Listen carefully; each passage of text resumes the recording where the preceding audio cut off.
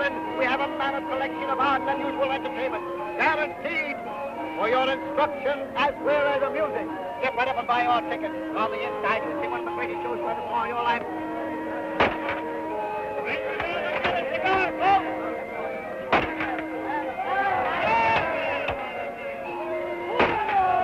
And the most marvelous fire eater in the world, Signor Inferno.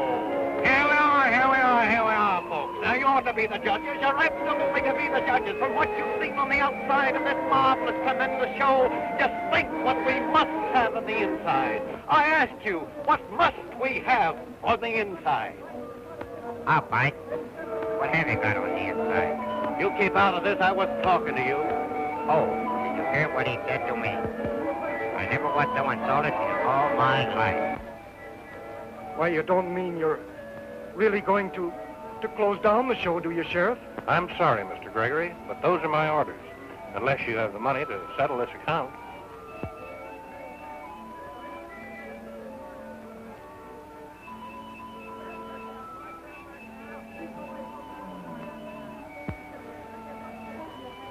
We've got it all but $97. And we can raise that easily if you'll give us another day or so. I'm afraid it can't be done because... Oh, go on, be a regular, won't you, Cap? What's a couple of days amongst pals? I haven't any choice. It's tough, but if you haven't got the money, I've got to take the equipment. Oh, Daddy. There, there, Jean. It wasn't much of a show anyway. But it was all we had. It's been home to all of us for so long. I know, dear. I know. Mr. Gregory, look what I've got. $100 bill.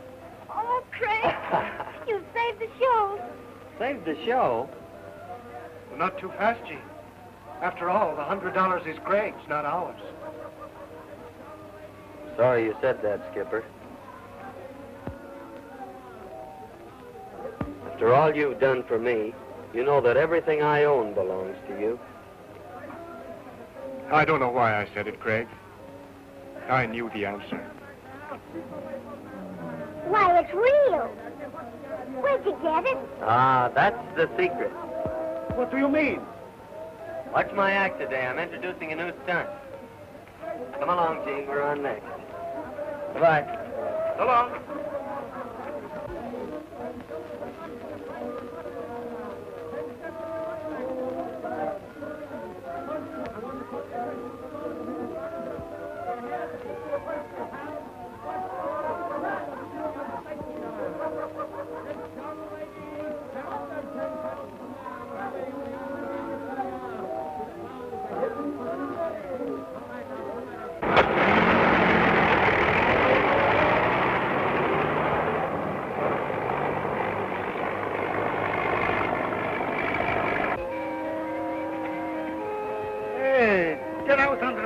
You little squid.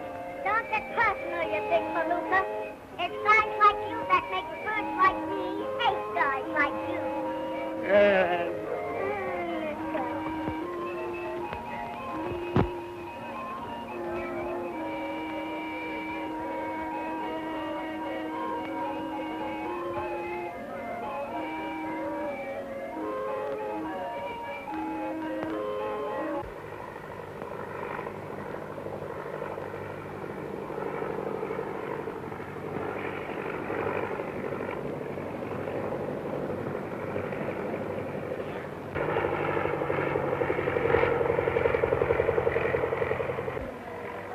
Getting ready to bail out.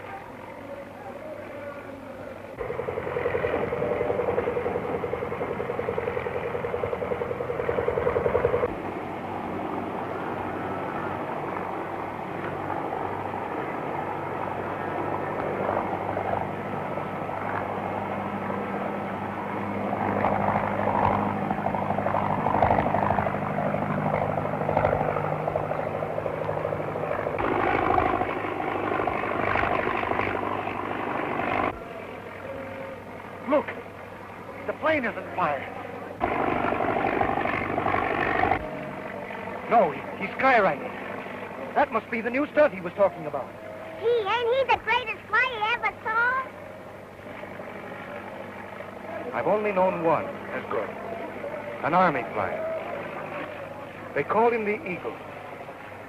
He was shot down May 23rd, 1918.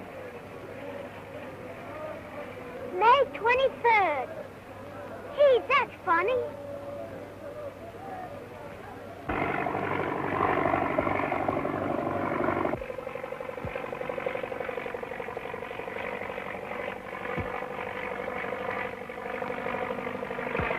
In the far corner is where I suggest erecting the new addition to the plant.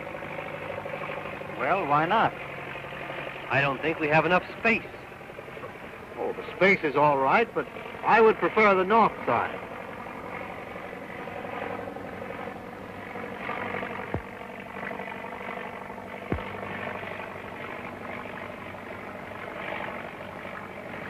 Think.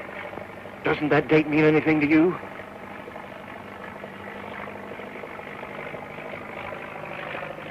That's the date the Eagle was shot down. Look. The Eagle.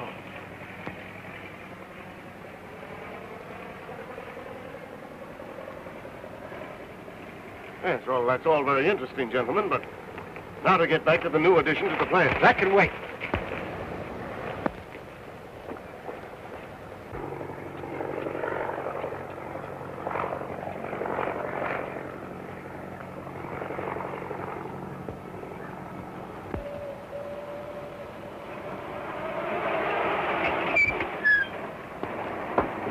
Get back to the carnival, quick!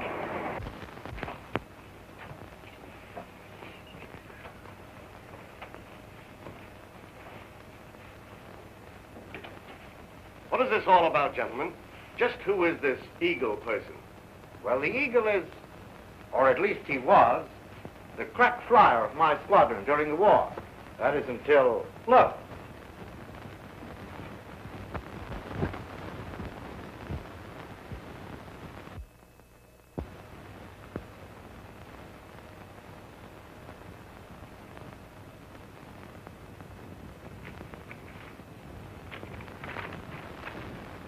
You shot down the Eagle and stole his invention. His shadow has returned. Prepare to pay. Signed, the Eagle. That note hints that this factory is founded on crime. And as your manager, I demand an explanation. Well, you see, during the war, we 5 were members of the same flying unit. Our ace pilot was known as the Eagle. On May 23rd, 1918, he was flying a captured enemy plane over their lines, trying to land a spy. One of our own planes brought him down, thinking he was an enemy. What does he mean when he makes reference to the stolen invention? We have no more idea than you have. Whoever is responsible for those messages can easily be traced. There's a stunt flyer that arrived in town yesterday with the Carnival Company. Good idea. Follow through on that, Green. I'll go down there now.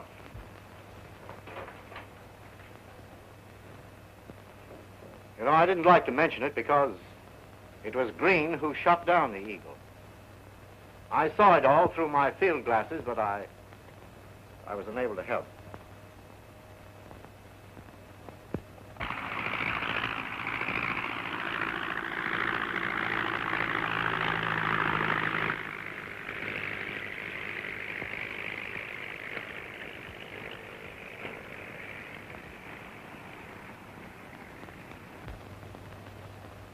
Well, that's that. That ought to start the ball rolling. The Eagle. Hello? Green's on his way to the carnival. You know what to do. Okay, boss. Things have started. Green's on his way to carnival.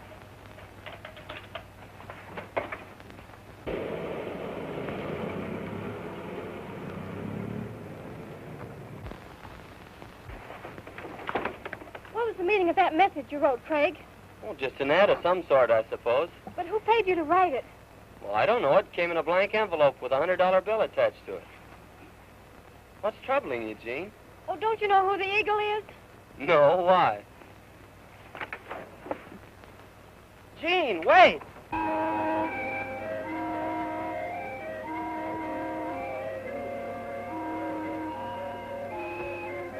Daddy, did you see the sky message Craig wrote?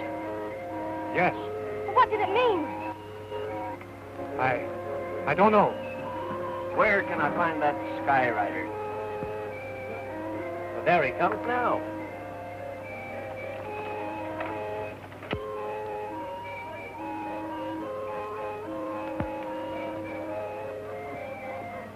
Are you the fellow that did that skywriting? I'm the fellow. What can I do for you? You can tell me the meaning of that message you just wrote. What do you want to know for? Never mind that. I'll do the questioning. Oh, yeah? Well, you'll do your own answering, too. Wait a minute. Are you going to answer my question, or would you rather answer to the police? Police? Who are you, and what are you talking about? I'm talking about blackmail. Blackmail? Yes, this.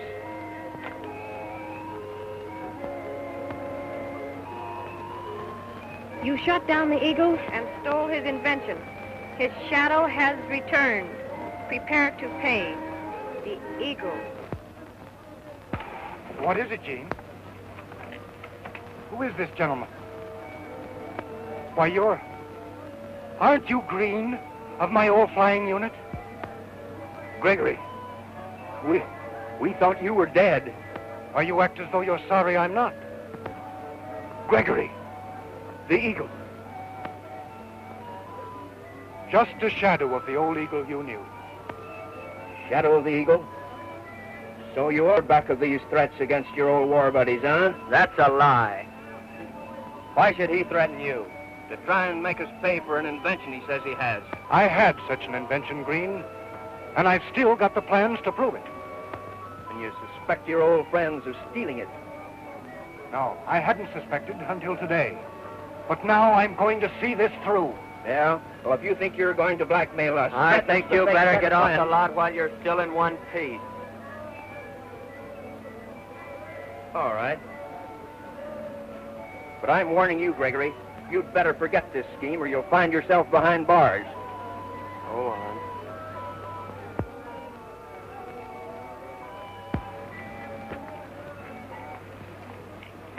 Gregory's plans mean much to you. They're in an army trunk in his tent.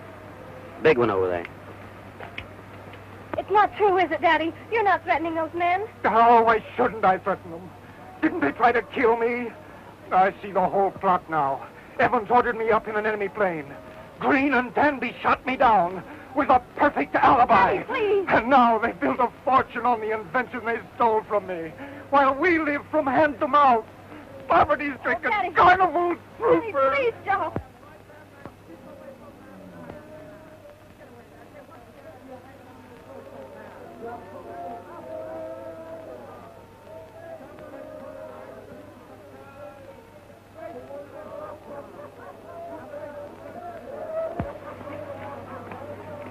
I just saw a man sneak into your tent, Mr. Gregory. Your plans.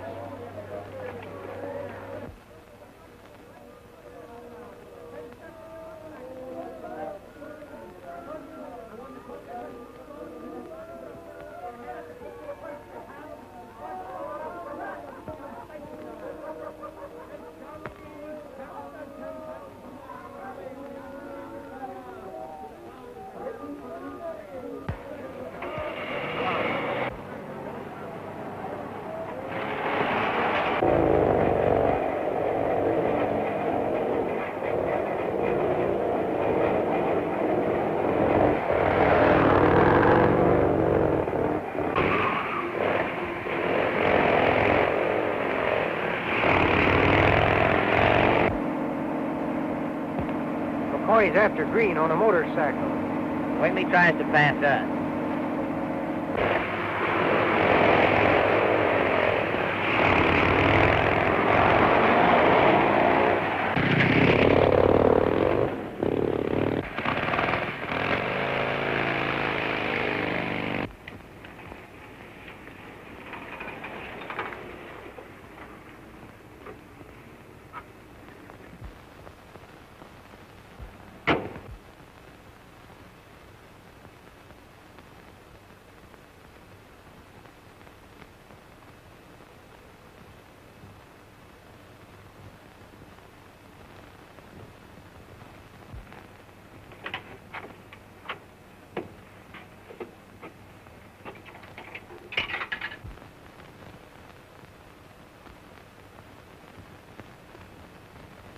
Hello, Danby. This is Green talking. Call a meeting at the office tonight. Yeah, and get this. Gregory is alive. We've got to act quickly. Goodbye.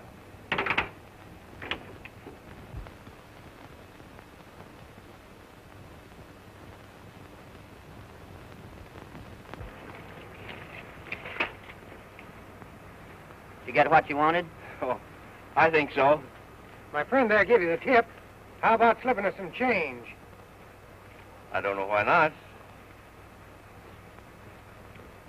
Thank you.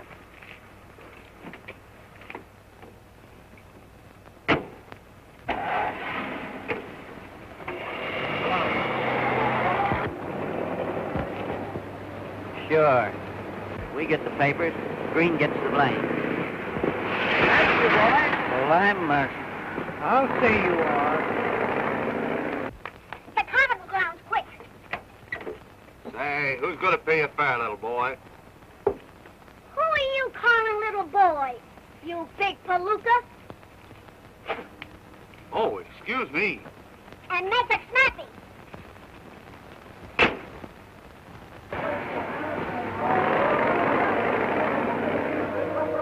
Ladies and gentlemen, and see this?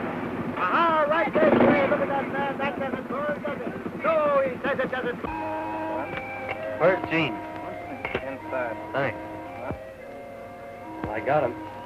Oh, let's tell Dad. All right. Daddy! Daddy! Oh, Daddy!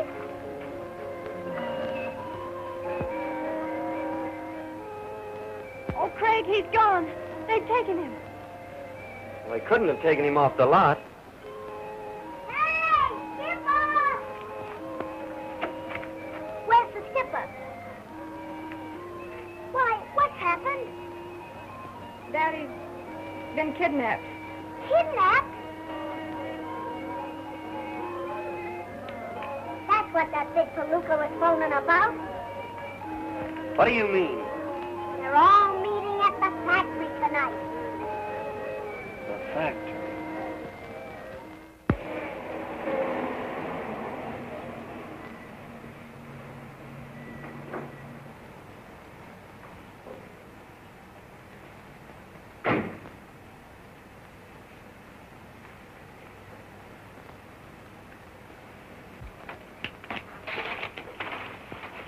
Don't squirm, Green. You might break your arm.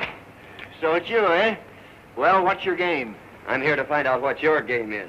We're going to that meeting together. Lead the way.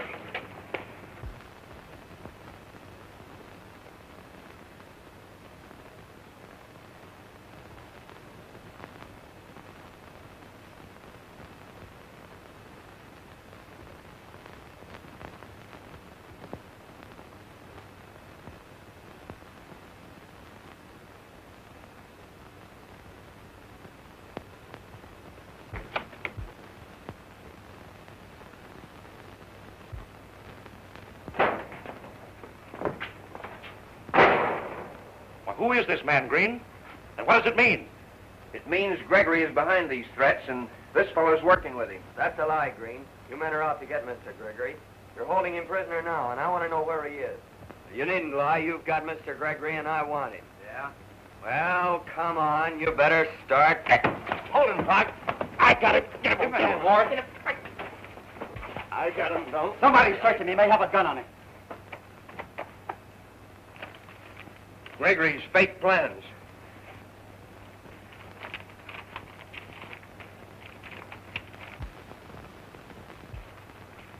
Blank paper. What have you done with the plans? Wouldn't you like to know? You'll tell before we're through with you. Well, you men are in no position to make me tell anything. Oh, yeah? Look. Another trimester.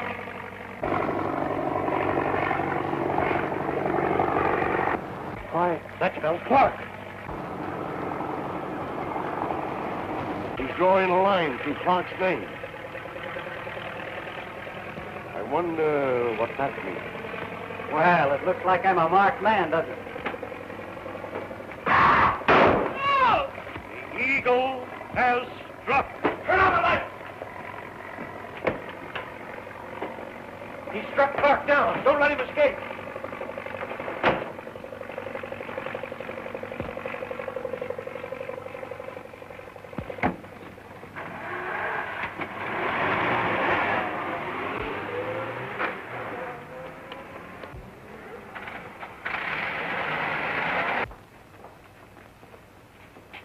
No luck? No, not a trace of him. Let's see how Clark is. Why, the body's gone. Well, who could have taken it? Well, probably the man that shot him. Gregory's behind all this. Why, we're none of us safe. I'll call the police. Wait. Why, we can't afford to have the police in on this. All right. Then we'll take matters in our own hands.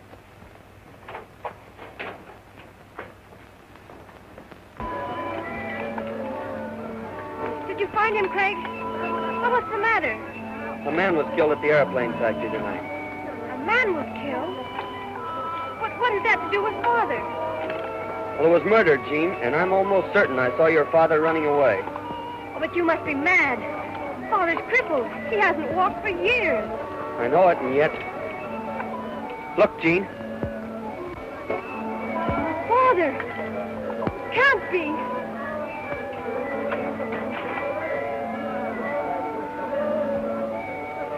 Daddy! So you can walk. Oh, why did you keep it from? I only meant to wait until I was fully recovered. So it was you I saw at the factory. Yes, I was there. But I didn't kill Clark. Then why did you switch the lights out? I only did it to save you. So, you did it to save him, huh?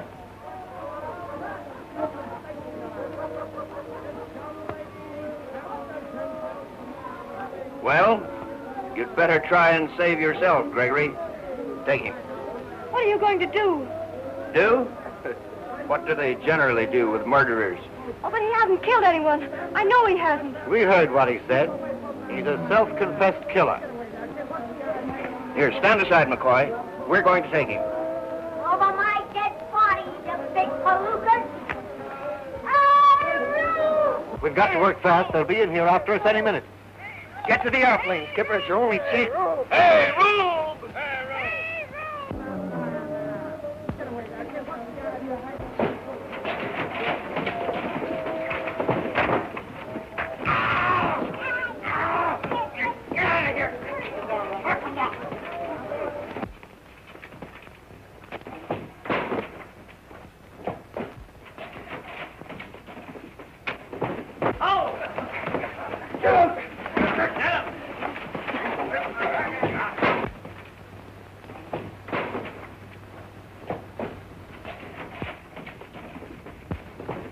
Daddy!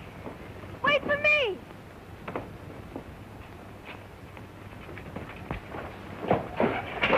there, that's the way. Keep it going good.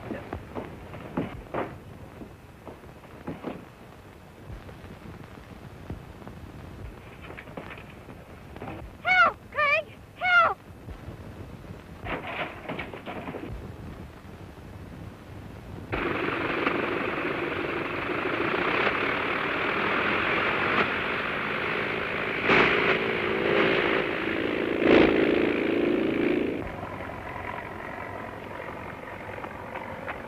What's the matter, Jean? Has your father gone mad? But it isn't Daddy, Craig. It's someone disguised as him. Are you hurt? Oh, I twisted my knee when I fell. Look, Craig. What does it mean?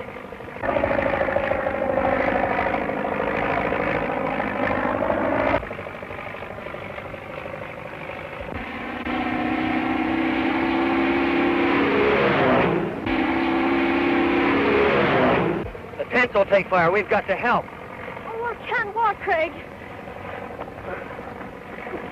Look! He's headed this way! Going to crack.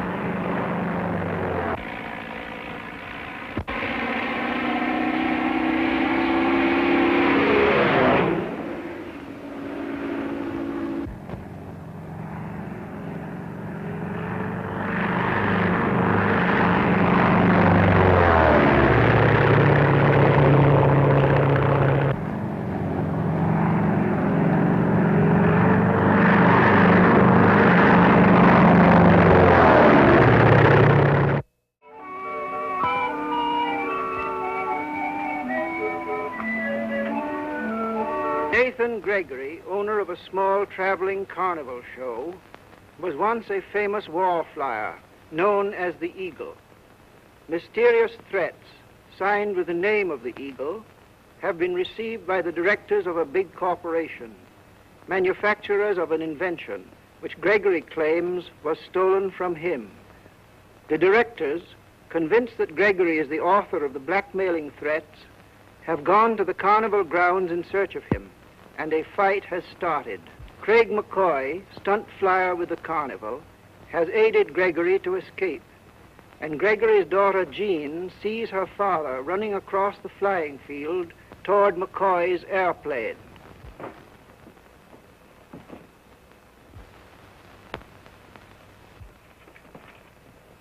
Help, Craig! Help!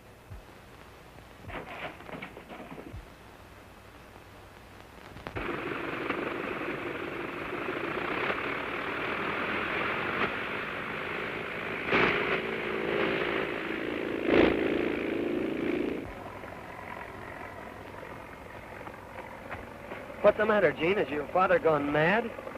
But it isn't Daddy, Craig. Someone disguised as him. Are you hurt? Oh, I twisted my knee when I fell.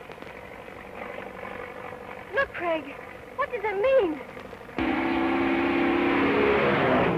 The tents will take fire. We've got to help. Oh, I can't walk, Craig. Look, he's headed this way. Going to crack it.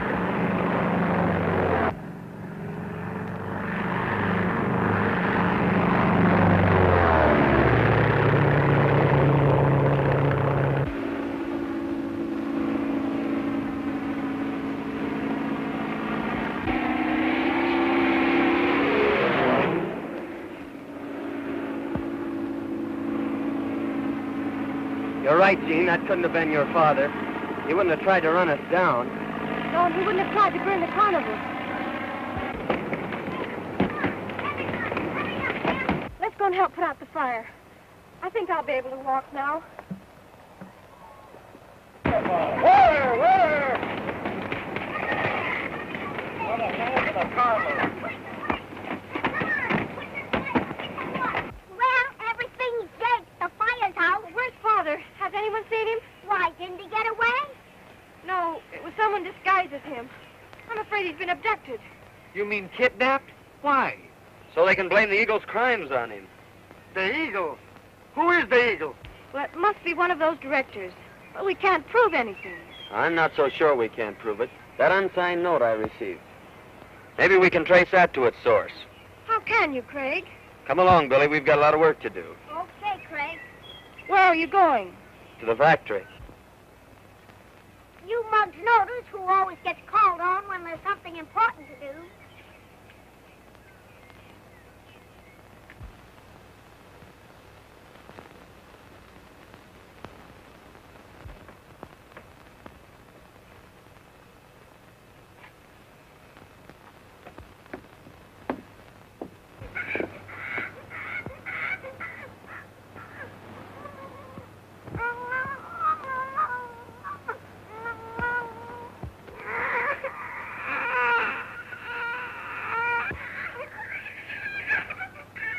Well, I'll be doggone. Poor little shaver.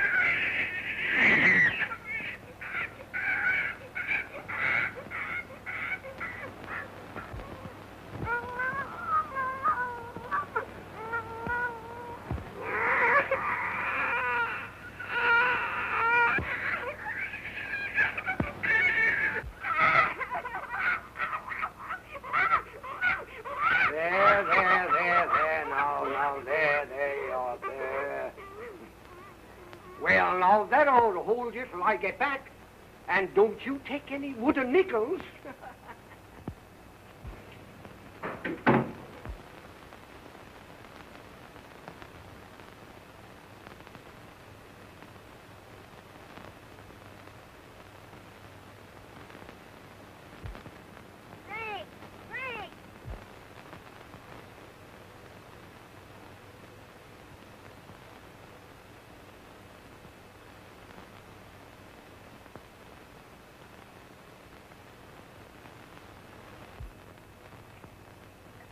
Who's there? What do you want? What was that? A shot. A shot.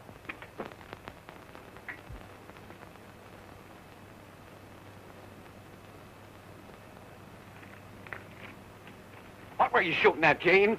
Somebody pinned this note on my tent. Let's read it and see what it says.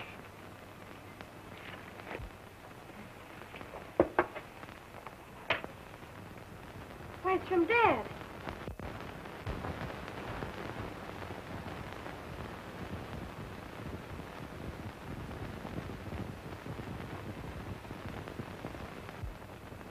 Are you sure it's your father's writing?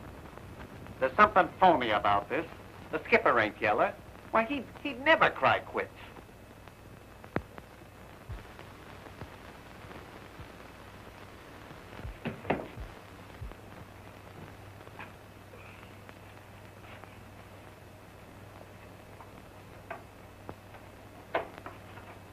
Nice work, Billy. Well, what I'm looking for isn't here, that's certain. Now, you stand guard in case anyone comes, and I'll search the other rooms. Okay, Craig.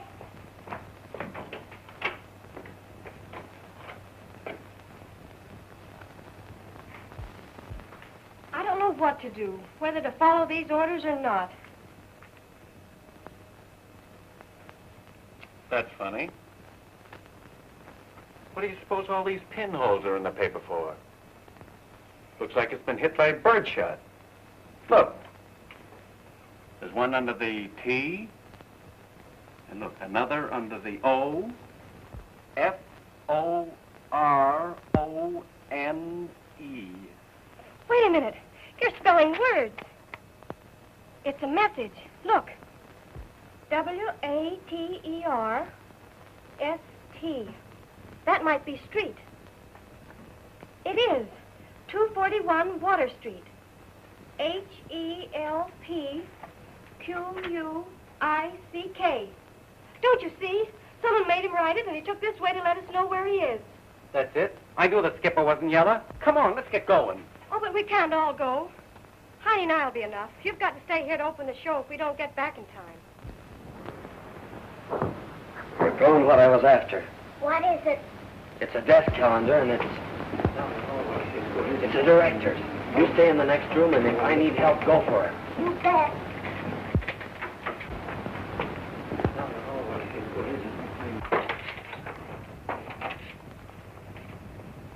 I don't know why we came here. There's nothing that we can do. Well, we'll have to decide on our next move. Oh, no, you don't. One thing you can do is listen while I tell you who the man is behind all this mystery. Well, if you can do that, you're most welcome here. If you don't, it may go hard with you. Who is it? It's one of you, gentlemen. Nonsense. Why should one of us be threatening the others? The man that's threatening you wants to get control of your company. He's throwing suspicion on Mr. Gregory to cover up his own tracks, and I can prove it. You all know that I wrote a message on the sky. Well, here are the instructions I received, unsigned. And this paper was torn off of that desk calendar. The edges match perfectly. See for yourself.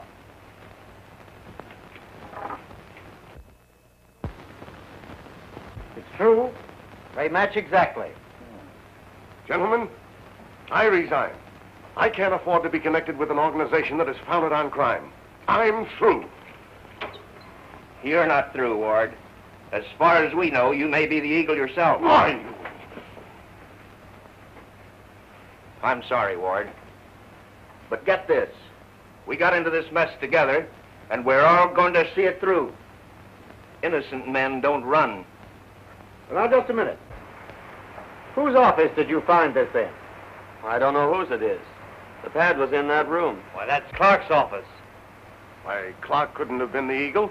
The Eagle killed Clark right here in this room last night. Are you sure that Clark was killed? By George, we're not sure. Why, we saw him right there on the floor. Yes, but when we came back from searching the corridor, the body was gone. You mean it may have been a trick to throw us off the trail? Why not? It wasn't a trick.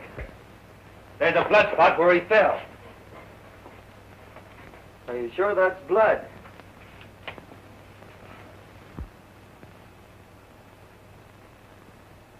Well, what does it look like? Well, that isn't blood, it's iodine. Iodine? Here, let me see. See if the bottle's still in the washroom. Why, it's Clark! Is he dead? No, but he's unconscious. Someone get some water and try to bring him to.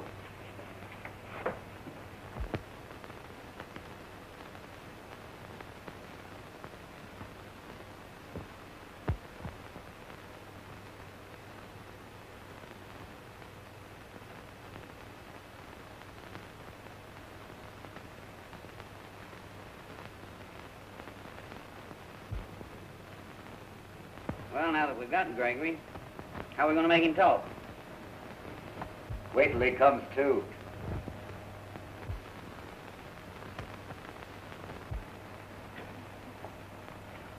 He's come to if you want to talk to him. Now we'll find out what the eagle wants to know.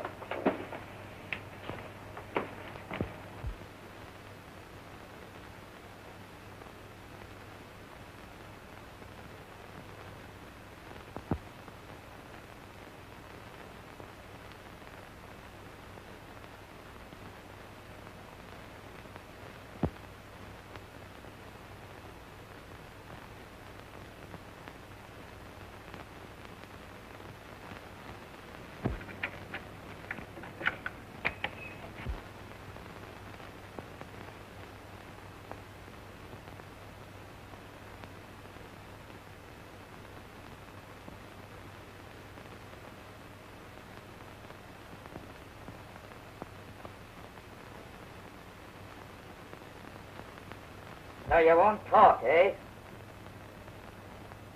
Hand me that persuader. You heard me.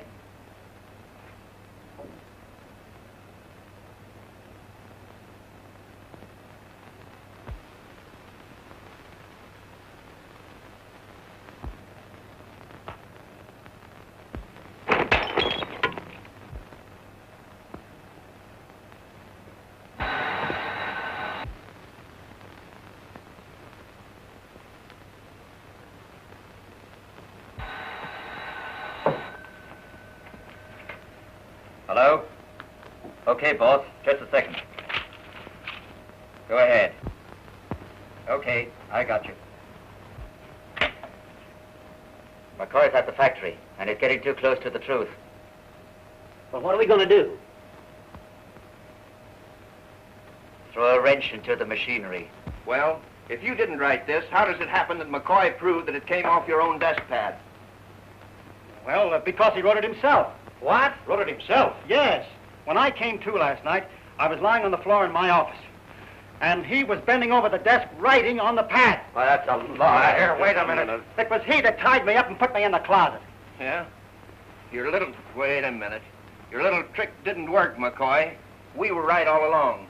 Gregory is the eagle, and Mr. McCoy is working with him.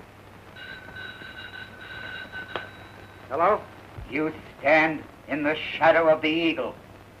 Unless McCoy walks out of the factory, a free man. One or all of you will suffer the consequences. It's the eagle, demanding McCoy's release. How could he know that we have him? Get away from that phone.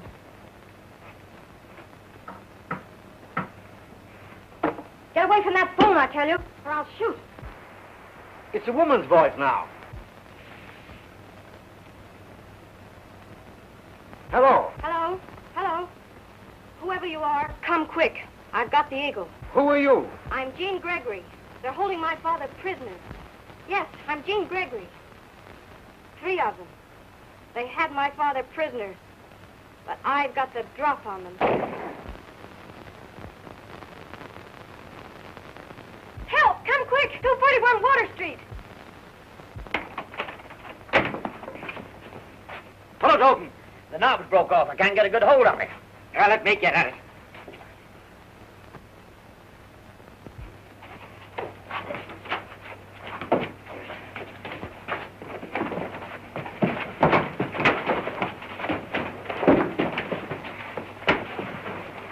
Hello! They've turned the tables on us. Quick, we've no time to lose. You're not going anywhere. It's a trick of the Eagles to get McCoy out. It's not a trick, I tell you. Gene's life may be at stake. Look! The shadow of the eagle.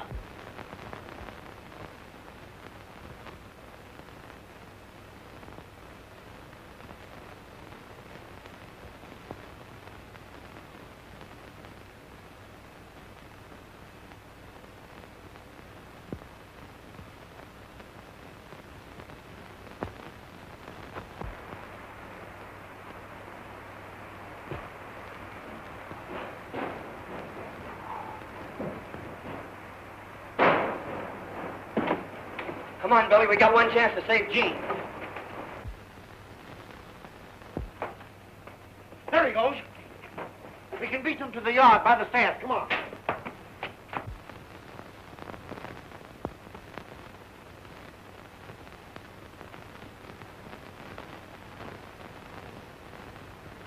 Duck low, Billy. We're going to have to crash that gate.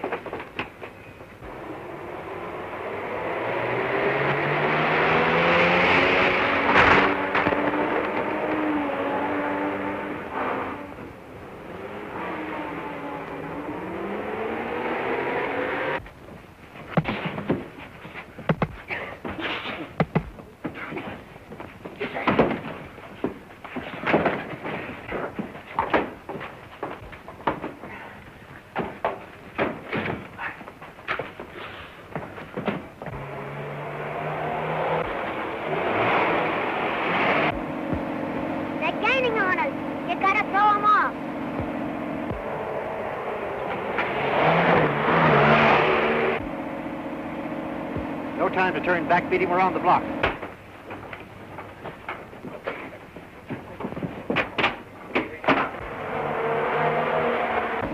That's great. You lost him.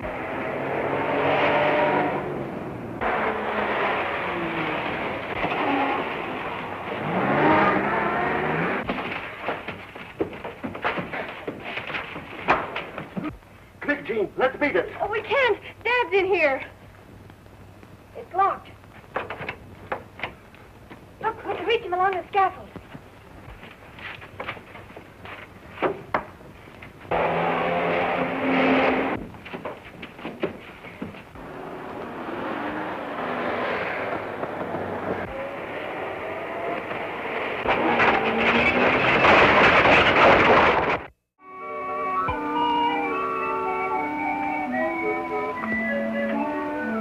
Mysterious warnings written on the sky by an unknown flyer who calls himself the Eagle are part of a blackmailing plot against the directors of an airplane factory.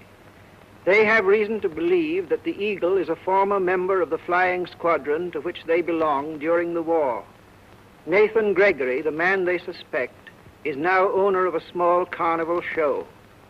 Agents of the Eagle have kidnapped Gregory and are holding him prisoner to make it look as if he is hiding from justice. Gregory's daughter, Jean, accompanied by the strong man of the carnival show, has discovered her father's whereabouts and is trying to rescue him. Meanwhile, Craig McCoy, stunt flyer with the carnival, is rushing to Jean's aid, pursued by the directors of the airplane company, who suspect him of being an accomplice of the Eagle.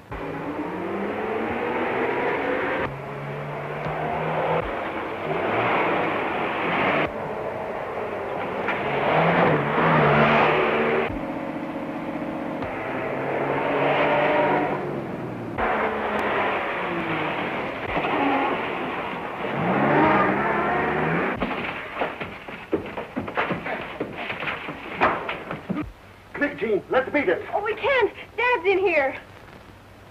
It's locked. Look, we can reach him along the scaffold.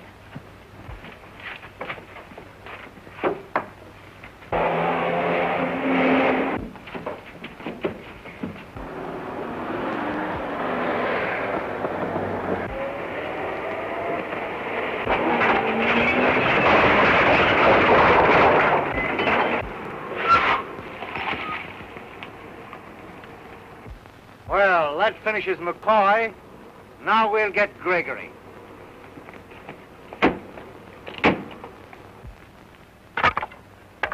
See if you can squeeze through there, Billy. You'll have to make it a little bigger, Craig.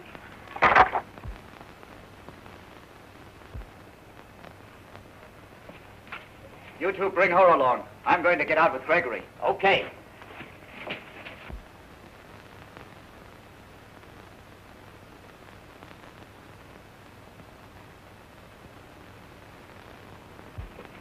Now, what's all this about? These are the men that are holding my father prisoner. He's in that room. Not so fast. You two men come along. We'll look into this mess.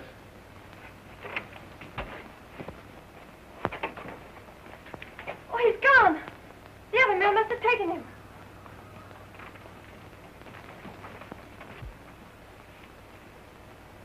Well, Gregory certainly has been here, as she said. Of course he's been here. Held prisoner by these two men. And another one.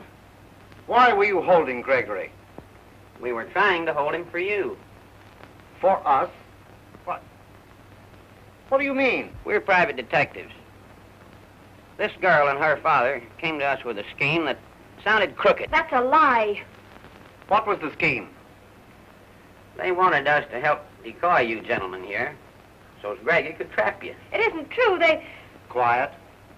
We've heard your story. Go on. Well, we let the girl phone you, then jumped them. But Gregory got away. It's a mess of lies from beginning to end. My father was brought here a prisoner. I found out where he was and came here with the hope of rescuing him. He's only stunned. You stay here and bring him to. I'll go see what's going on upstairs. I spent half of my life taking care of this big palooka. Well, once more won't hurt you.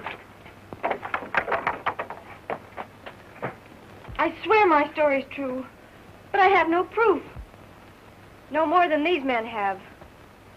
Well, both stories seem to check up, but I don't know which to believe. Come in here. Look what I found.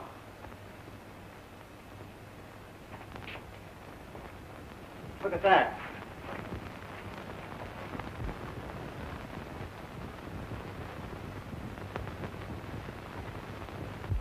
Well, this seems to clinch the case against you and your father, Miss Gregory. Where is he? I tell you, I don't know. These men have him hidden away to make him appear guilty. Very well. Since you won't talk, I think we better call the police. Wait a minute. So you'd cause this girl's arrest on the word of two thugs you've hired to railroad her father to prison. Why, you...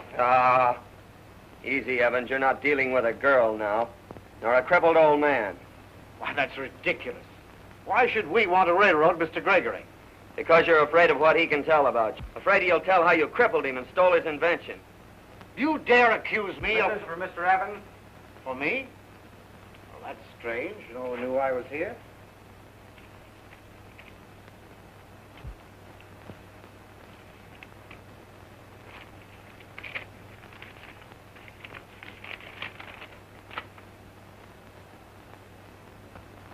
Well, I guess this settles all doubt.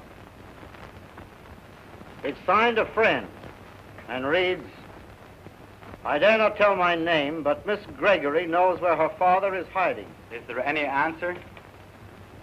The answer is that this young lady is going to police headquarters. Quick, Gene, make a run for it. I'll try and hold them. Father!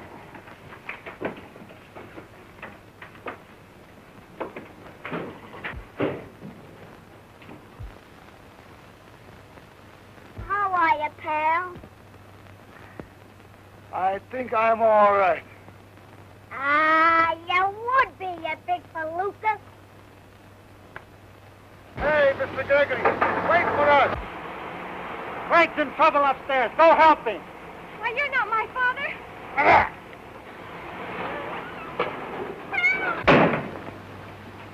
Help! Help!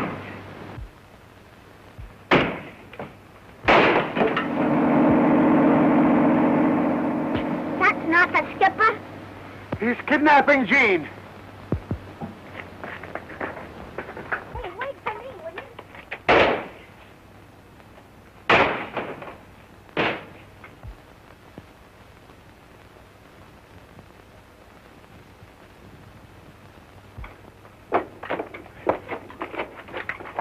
Give me that motor. Keep those men from following me. Hey, bring that block.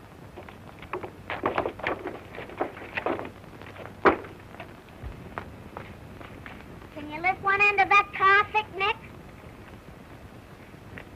A cinch. Well, heave to it.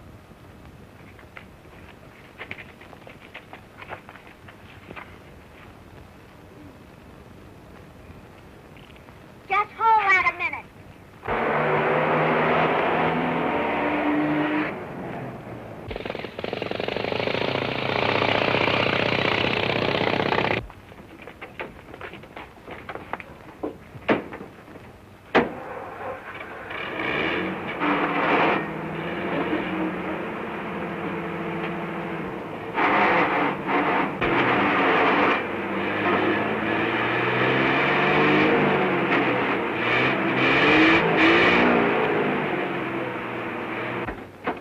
Something's wrong with the car. Maybe a brake's on. Have you got it in gear? Yes, the gear's all right. What's the matter, mister? Won't your car start? Go pen your papers, little boy.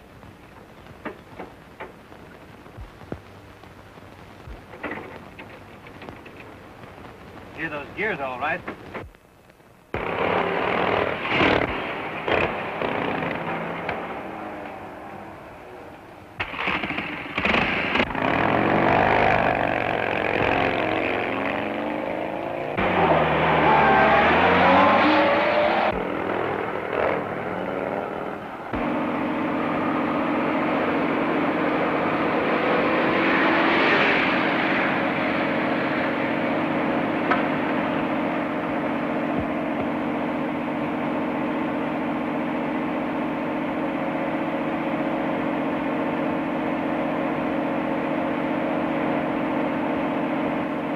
Well, give up, Clark. I've got you. I'll take you both with me for a long ride.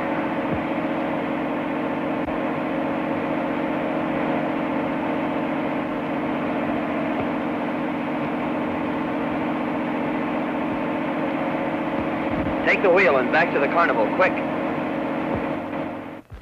Gentlemen, right this way. Gregory's greatest shows are now open to the public. A mammoth collection of odd and unusual entertainment. You may as well come through, Clark. We know you're the Eagle, and you're not going to get out of here until you clear Mr. Gregory.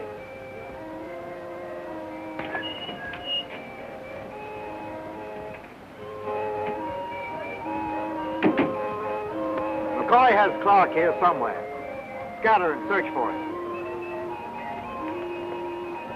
You're not the Eagle. Why are you wearing his disguise? It was the only way that I could get Miss Gregory out of the hands of those men.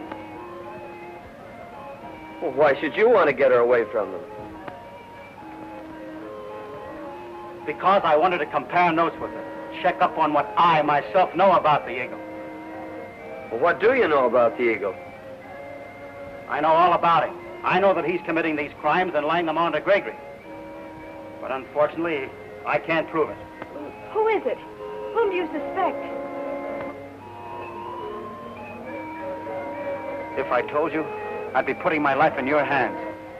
Oh, we won't give you away, Clark. Who is the Eagle?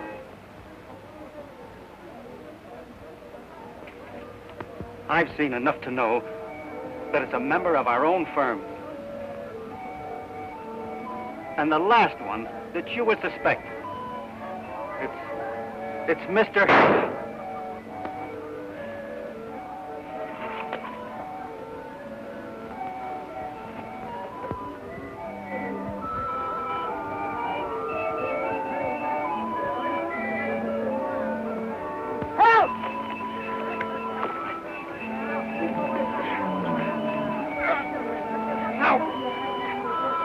What's this all about?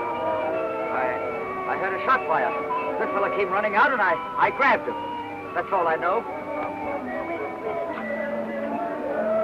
Craig never done it. They're framing him. I know they're framing him, but you can't do anything about it.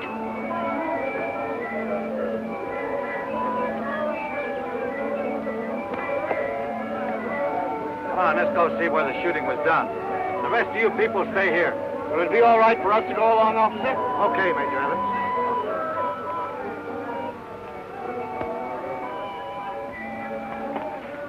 Is he? Well, they're trying to frame it on Craig to get him out of the way. He didn't do it. I can prove. Oh, you can't prove nothing. Your word don't count. If he goes to prison, Both he and my father will be convicted. We've got to save him some way. I know. Let me think.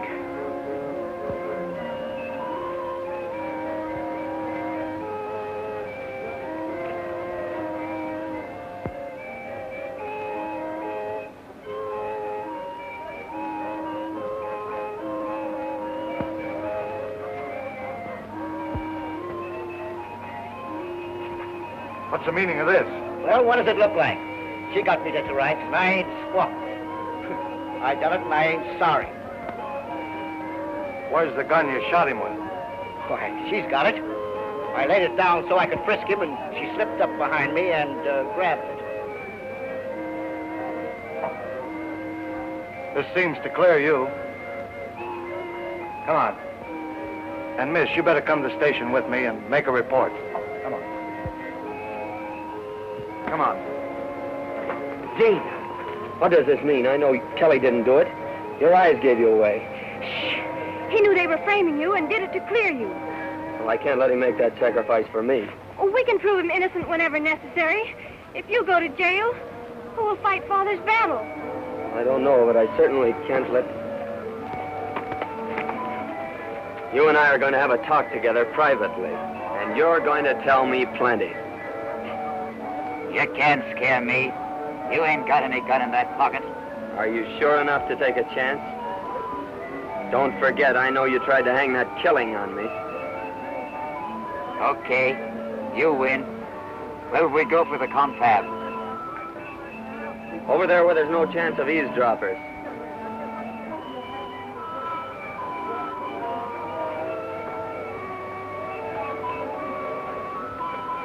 Begins to look as if we've been misjudging Gregory, doesn't it? Why, what do you mean? Clark disguised in Gregory's clothes? It certainly looks as if he is the eagle and trying to make Gregory appear guilty. Well, I hate to admit it, but I'm afraid you're right. Yes, Clark was the eagle. Get in there. Start the wheel, Jerry, and keep it going till I tell you to stop it.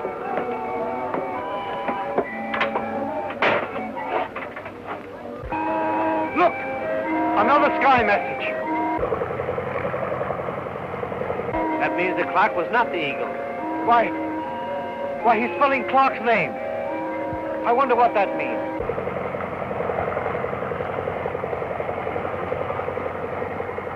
Why, it's a question mark. Why, it means that Clark's been wiped out, and he's asking who'll be next.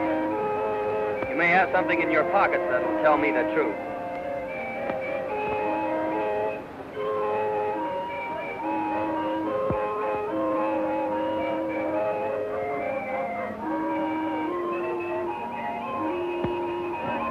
Mr. Gregory's stolen plans. Well, what of it? Whoever stole these plans is working for the Eagle. I didn't steal them. Well, you'll go to jail. Unless you'd rather tell who did steal them. Okay, I'll tell. Look, a message from the Eagle. Look, Major Evans. Why, it's McCoy fighting with that stranger. That's no stranger to us. It's our boss. Your boss?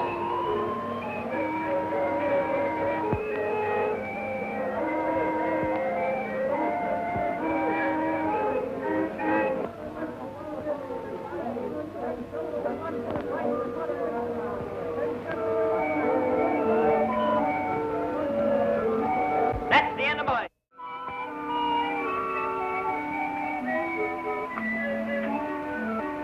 Directors of an airplane factory have been menaced by mysterious threats, written on the sky by an unknown flyer who calls himself the Eagle. Circumstances cast suspicion upon Nathan Gregory, owner of a small carnival show, who claims that the directors stole from him an invention that is worth a fortune. Gregory's daughter Jean, convinced of her father's innocence, is fighting hard to clear him of the charge. Meanwhile, Craig McCoy, stunt flyer with the carnival, is trying to recover the plans of Gregory's invention from an agent of the mysterious Eagle. You may have something in your pockets that'll tell me the truth.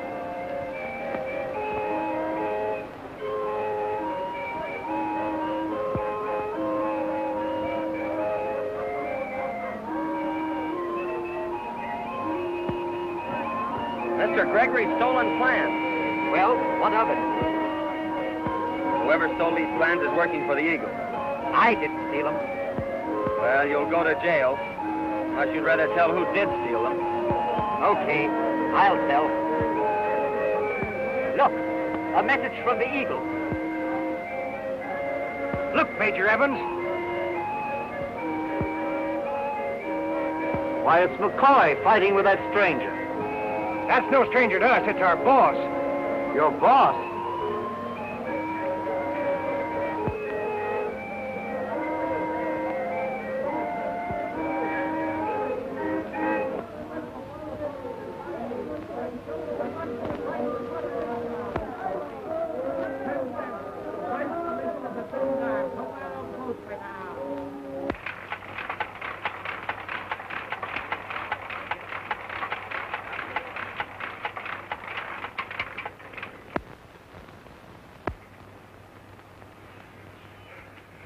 Quick!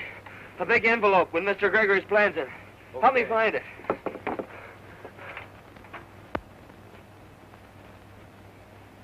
Give me those plans, I tell you. Give them to me. Say the word, boss, and I'll unscrew these things and see what makes them tick. Just hold on to them till I search them. Try to have anyone searched against his will, and I'll have this cheap show closed up and everyone in it arrested. Oh, yeah? Hey, Rube! Hey, Rube! Hey, Rube! Hey, Rube! Hey, Rube! No rough stuff now, fellas. They'd like nothing better than a chance to close this show. One of you men has those plans, but we'll find a way to get them back. What plan's he talking about? You know what I mean. The plans to Mr. Gregory's invention. The invention you men stole from him. The invention you're building your fortune on. Man must be crazy. No, not crazy, just crooked. That's a story that he and Gregory have concocted to try and extort money from us. That's a lie. Oh. Come on, let's get out of here, fellas, before I get us all in trouble.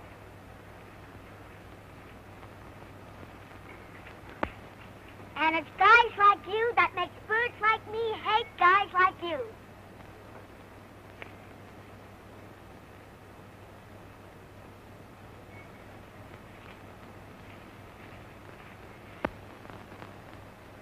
And when I got into the tent, I found Clark on the ground, dead.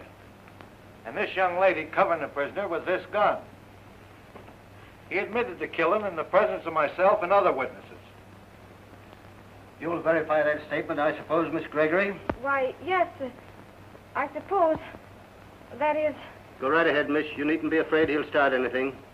Oh, it's not that. It's because I've known Pat since I was a little girl. And it's... Oh, Pat. Oh, go ahead, kid, and do your stuff. I started something, now you finish it. If you don't, I will. Sure, that story's okay. Just as his knob sprung it. Well, where's me boudoir? Knock him up. Right that way.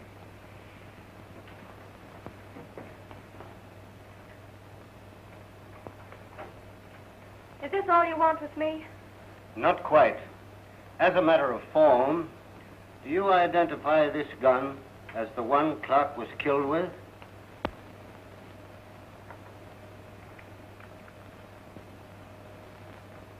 Yes, that's the gun. That'll be all. Could I speak to the prisoner before I leave? Well, yes, I guess so. Look, take the young lady back to Kelly's cell. Miss Gregory wishes to see the prisoner.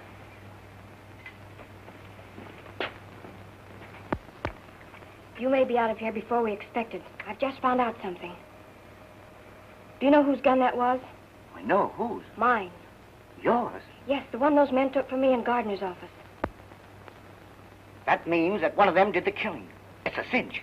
Exactly. And I'm going to their office and search for evidence to put them behind the bars. So long, Pat. Don't worry. I won't. Bye-bye, Jeannie.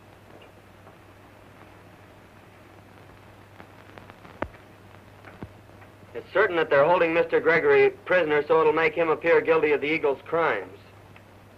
Didn't Clark say anything before he was killed so that you can guess who the Eagle is? Only that it was one of the directors. And how are you going to tell which one it is?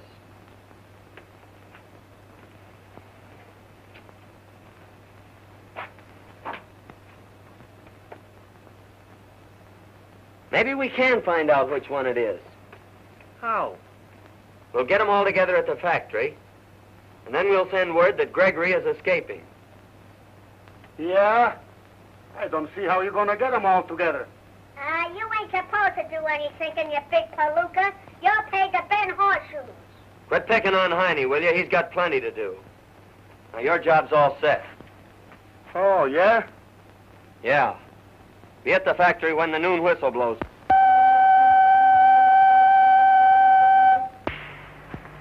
Number 2. Number 2. Number 12. Number 12. Number 13. Number 13.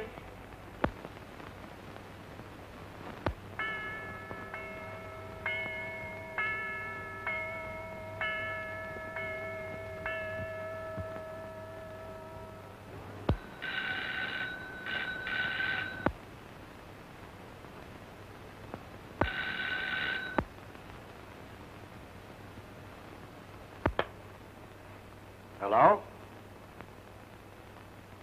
Oh, yes. Hello, Green. What's on your mind?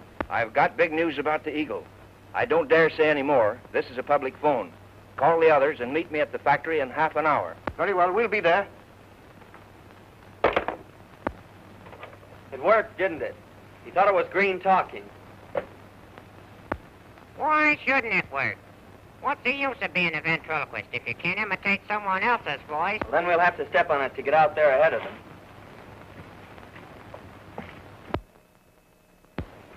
Hello. Okay, boss, I got you. Right away.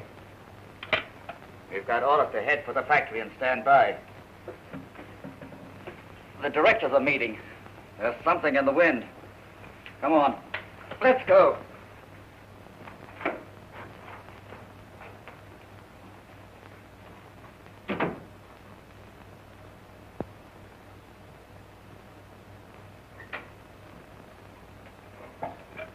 Colfax 4141.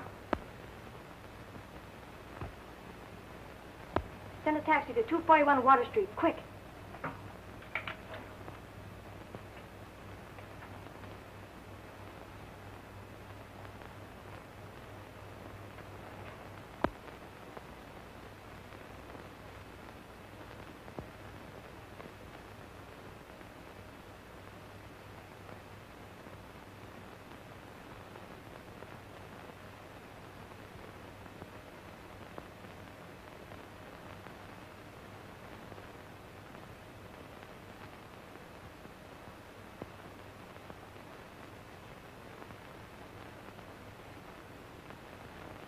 Is everything all right? Did they show up yet? Not yet. Well, then we better get set before they do.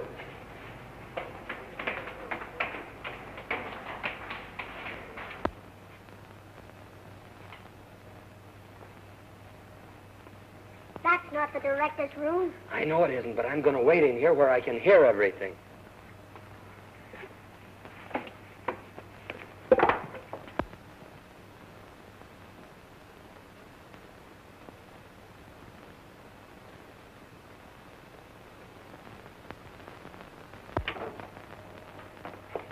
Now, you fellas scatter out and hide. Wait a minute. You ain't wised me up to the plan. Well, one of the directors is holding Mr. Gregory prisoner. Now, I'm going to make them think that Gregory is escaping, and the one that's guilty will make a beeline to stop him. I got you. One of us will trail one of them. Right. And try not to gum up the works, you big palooka. Right.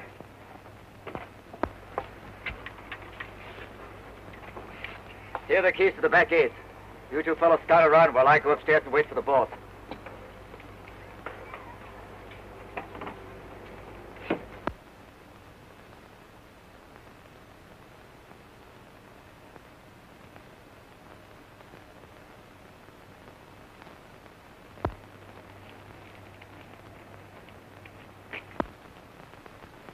Better leave the gate unlocked. We might have to clear out of here in a hurry.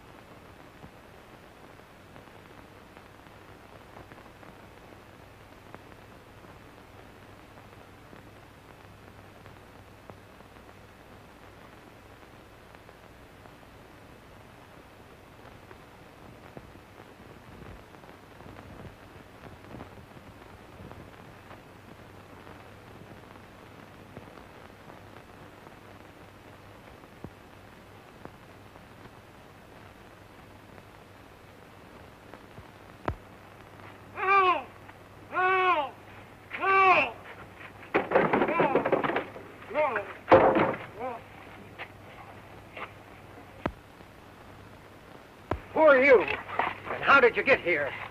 A strong man from the carnival tied me up and took my badge. The strong man? Yes. That means McCoy's up to something. We better get upstairs and tip Gardner off quick.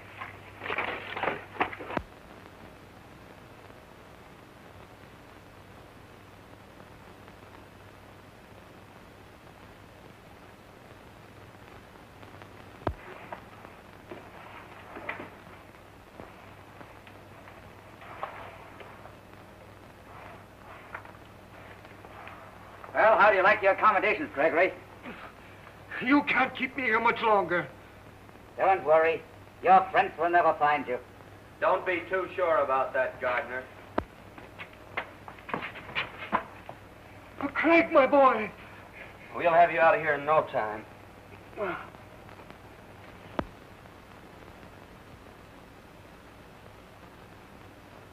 Look.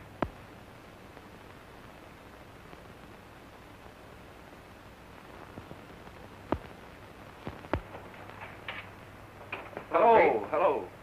Howdy, Green. Pretty good. Well, What do you mean, well? didn't you phone me that you had something important to tell us? I did not. Didn't you phone me to meet you here? You stand in the shadow of the eagle. Gregory has escaped and is on his way to the police.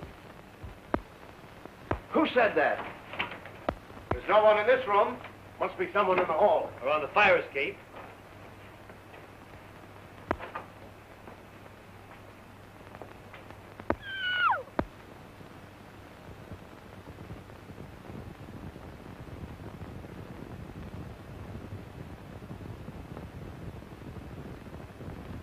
This way, Jane. Quick!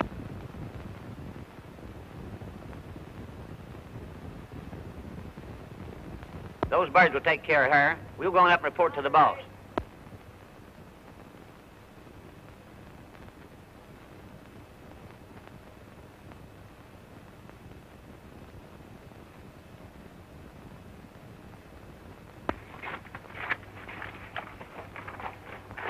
It's the eagle. Get to the street, Mr. Gregory. I'll hold him.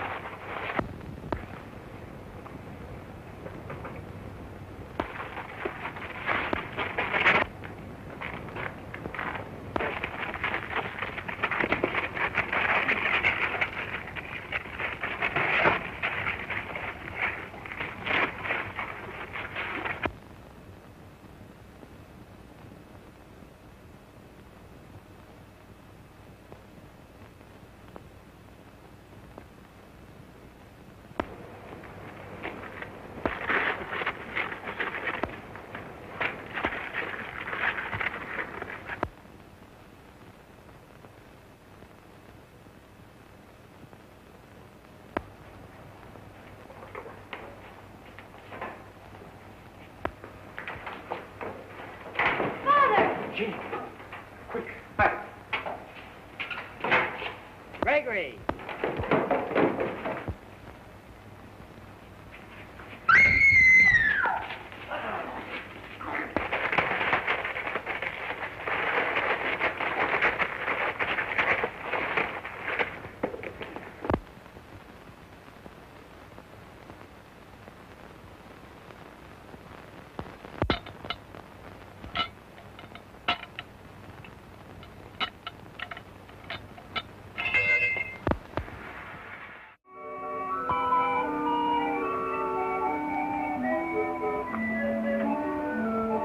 Mysterious messages written on the sky and signed the Eagle are believed to be the work of Nathan Gregory, owner of a small carnival show, whom the directors of an airplane factory charge with attempting to blackmail them. Gregory, in his turn, accuses the directors of having stolen from him an invention that is worth a fortune. Gregory's daughter, Jean, frantic with anxiety because her father has disappeared mysteriously, has trailed 2 agents of the Eagle to the airplane factory. Meanwhile, her friend Craig McCoy, stunt flyer with the carnival, is also at the factory, accompanied by the strong man, the ventriloquist, and the midget.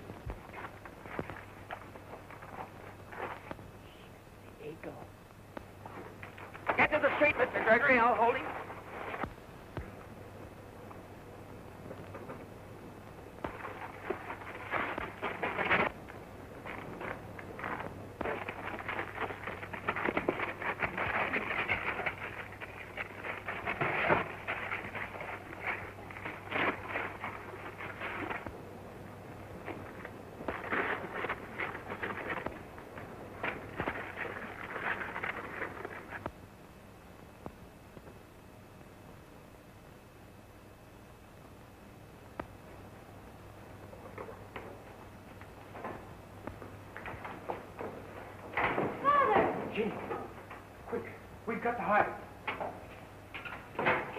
Gregory!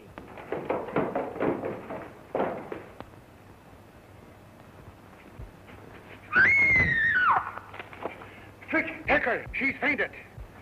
Get her to the car. I'll hold these birds up. You well done, you're holding.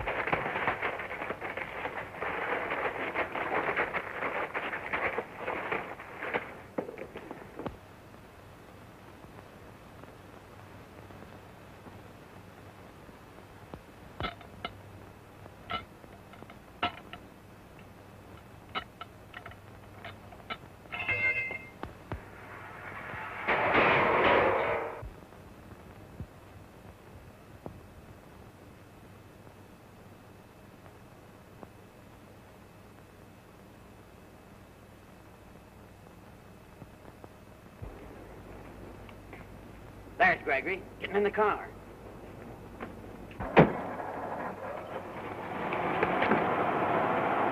So you thought you'd get away from us, did you? Not a chance. Open that door there.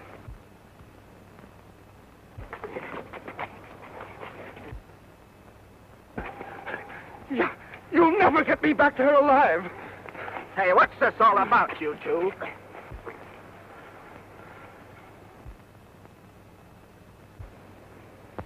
You got here just in time, officer. This man's insane. Insane? Why, you...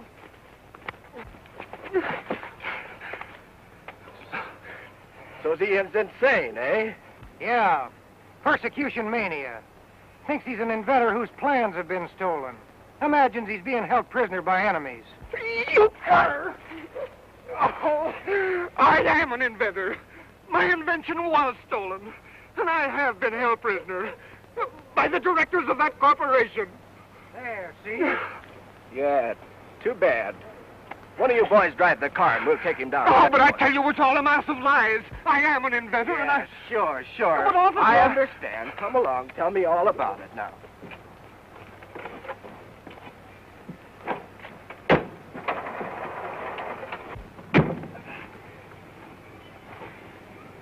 Say, officer, hadn't we better take him back to the sanitarium?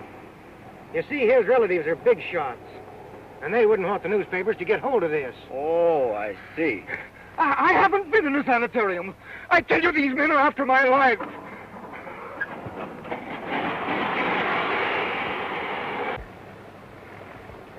Gregory is the eagle, all right. This time we actually saw him. Yes, there's no doubt of it. Look, another sky message. The eagle again. He's writing aim. His victory.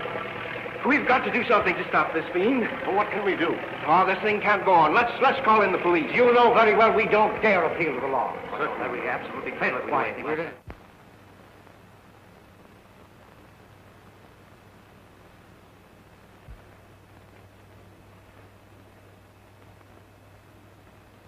She's suffering from shock more than anything else, I think. A night's rest will take care of that, I'm sure. It's enough to shock anybody being attacked by a madman. Madman? What's happened? Where's my father? You mustn't talk. You'll only excite yourself. But I want to know what happened and how I... We'll tell you all about it in the morning. I tell you, I can't stay here. I've got to...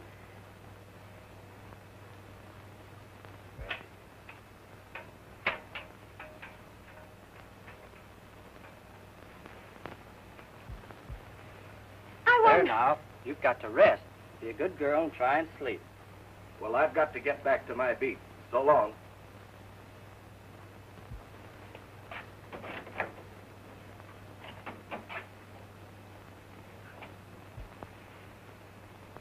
What are those men doing here? Why, they brought you here.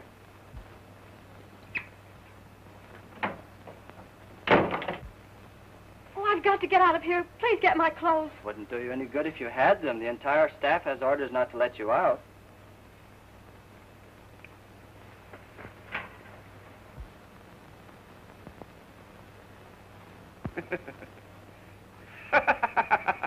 Here's a funny gag. Listen. I say to you, who was that woman that I seen you with on the street last night? And you say... And I say, let's go to bed. The idea of starting to learn a new act this time of night. Nothing doing. We gotta stay up till Craig and the rest of the bunch come back from the factory.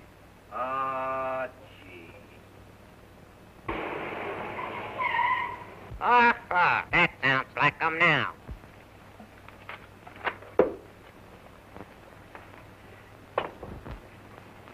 Everything worked out perfectly. Where's Mr. Gregory?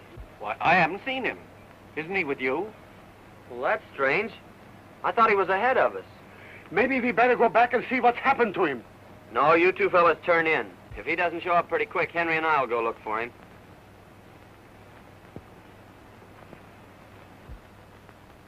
Well, I'm sure that Mr. Gregory got out of the factory, but the question now is whoop. No, you don't. Get in here. So Gregory got away from the factory, did he? Where is he now? I don't know. And if I did know, do you think I'd tell you? After you robbed him, kidnapped him, and blamed all your crimes onto him? Why, you... The man's crazy. Don't pay any attention to him. I'll hold him here. You fellows go out and search the grounds for Gregory.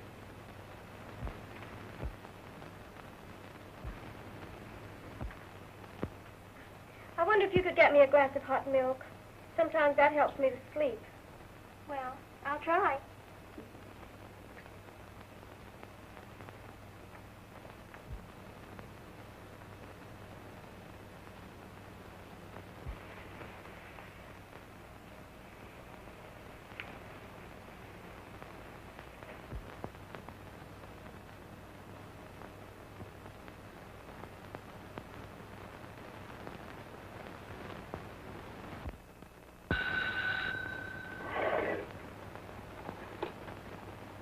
Hello?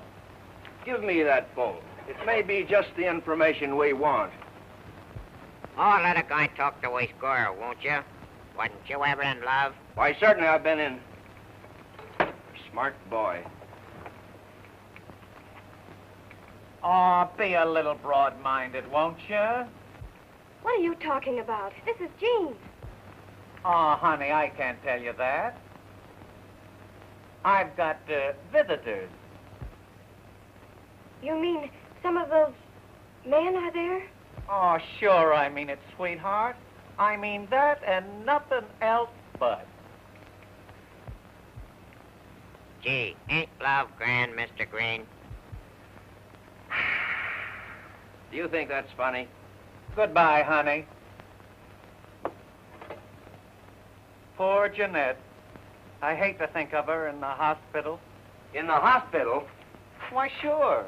Rid Path Sanitarium. She's just like a prisoner there. And dying to see us. Hey, Craig, there's somebody snooping her. What the... Come on in. Join the party. But no loud talk. What's the idea of the stick-up, Craig? They're after Gregory again. Get up on that stool.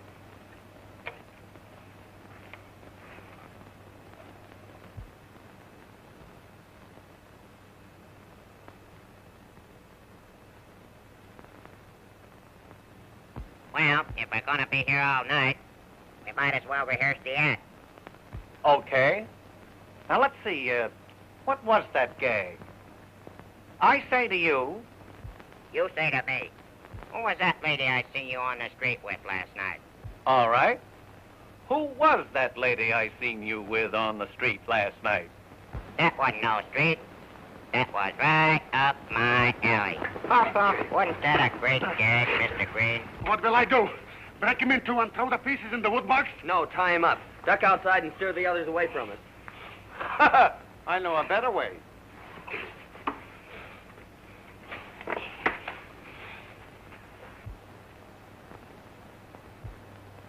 Here he is, fellows. I've got him over back of the Ferris wheel. Ward, he's got Gregory. Here, Billy, stand guard over him. Wait a minute.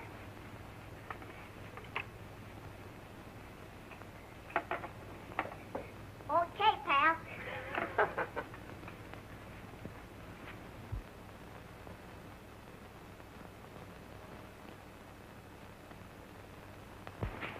Where's Gregory? I thought you said you had him. Why, no, we thought you said it. No? No?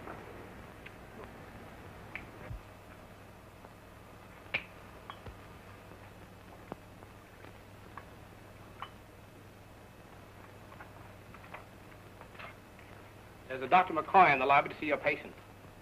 Dr. McCoy? Yes, he was sent by the two gentlemen who brought the patient in last night. Okay, show him in. They're expecting you. Room 3, first to the left. Thank you. Good morning, nurse. Good morning, Doctor. And how's our patient this morning? I think rested very nicely. Oh, may I borrow your thermometer, please? Certainly.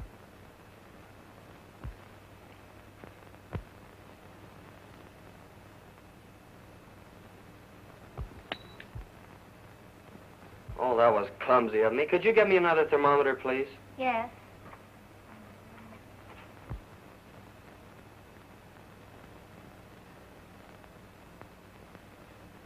What's it all about? How did you get here? Oh, I don't know. Daddy and I were attacked in the factory, and then I fainted like a little fool. Then the next thing I knew, I was here. Oh, listen, I think they've got Daddy here, too. What makes you think so? Because it was Moore and Boyle who brought me here. Moore and Boyle. That means we've got to work fast. Now, I'll prowl around and try and find out what room he's in.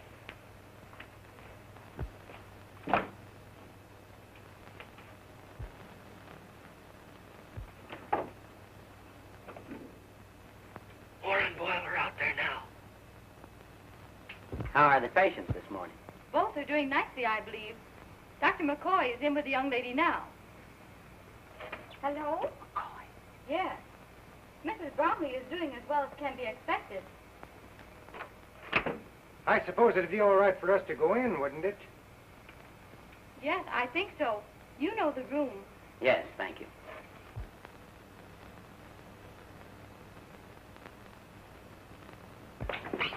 Don't be a fool. It's Gregory we're after.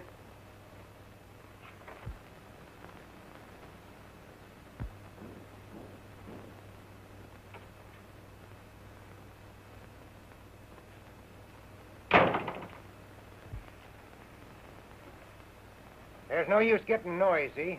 You're going out with us, and that's that. I won't go. You can't make me go. Would you rather we'd calm you down? What's the meaning of this, gentlemen? Who are you, and what do you want with this patient? Why, we're the men that brought him here last night. This gentleman is his brother. It's a lie. He's not my brother. They've come here to kidnap me. No, that's all right. I'm sure everything's going to be all right. You boys better step outside while I quiet him down.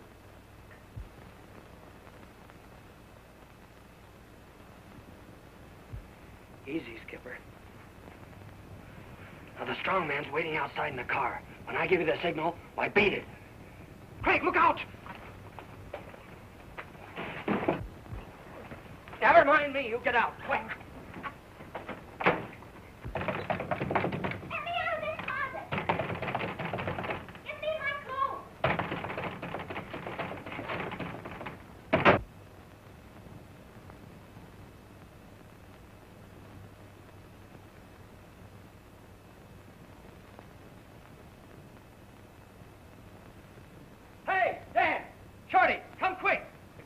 Getting away.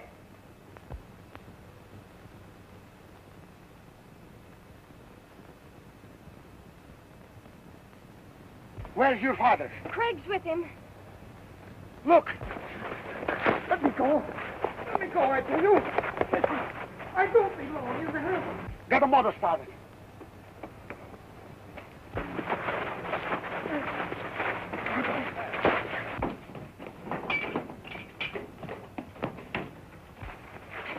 Get in the car. I hold these boys up.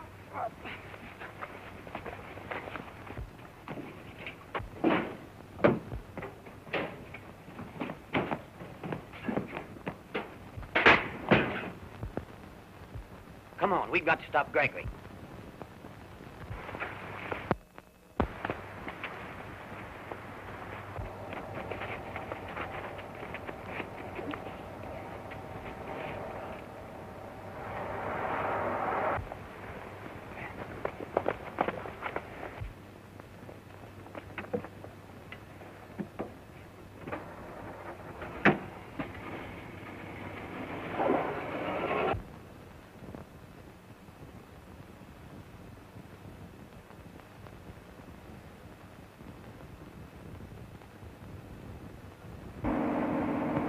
Beat it around the corner. I'm going back to help Craig.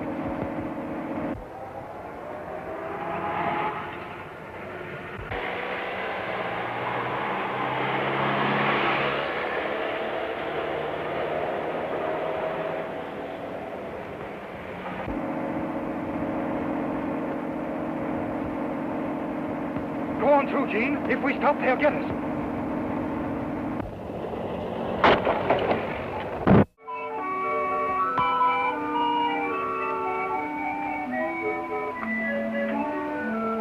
A mysterious criminal who calls himself the Eagle is plotting against the directors of an airplane factory, whom he has tried to frighten with warnings written on the sky in smoke and fire.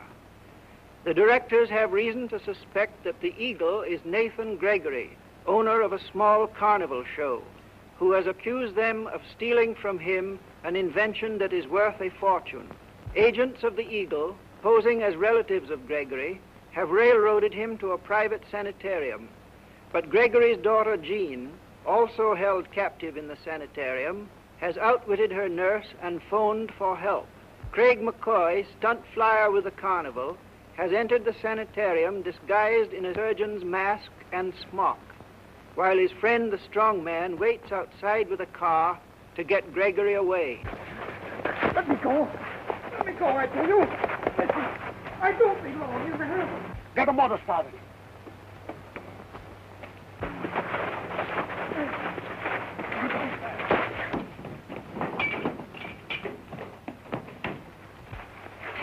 Get in the car. I hold these boys up.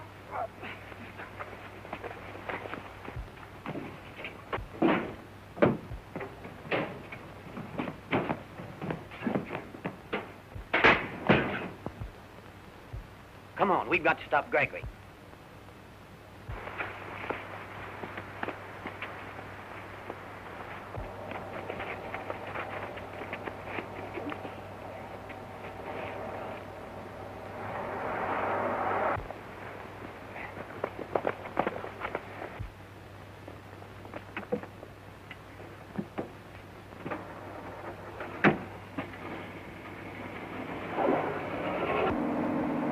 Beat it around the corner.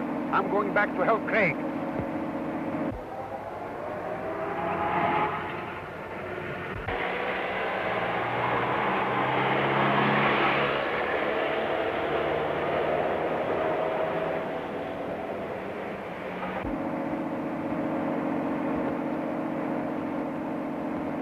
Go on through, Gene. If we stop, they'll get us.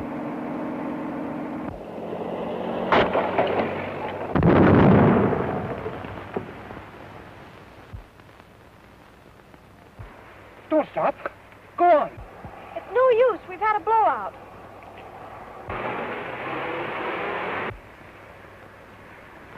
There's still a chance, Daddy. Let's run for it.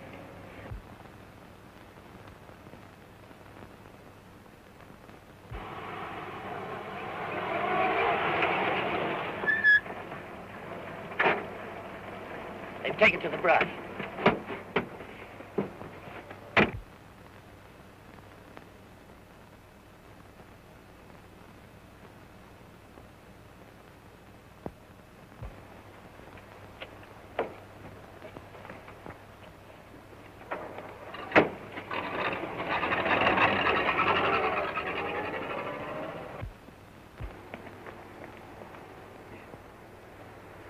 Before we can put the spare on, they'll be halfway to town.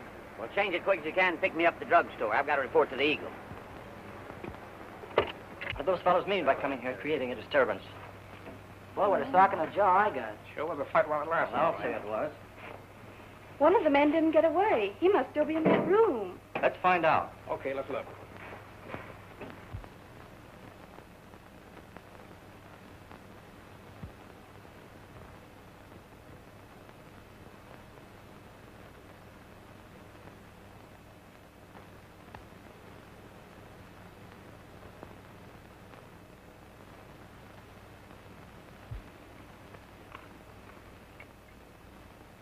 In another minute, we'd have been too late to revive him. Get me a wet cloth.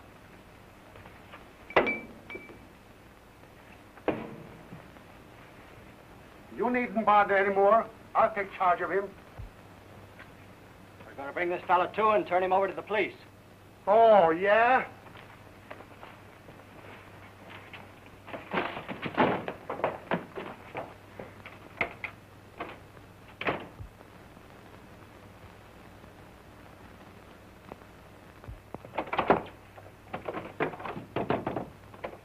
Go get the keys.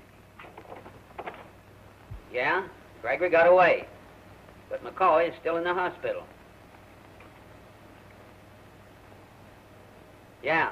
Okay, boss. I get you.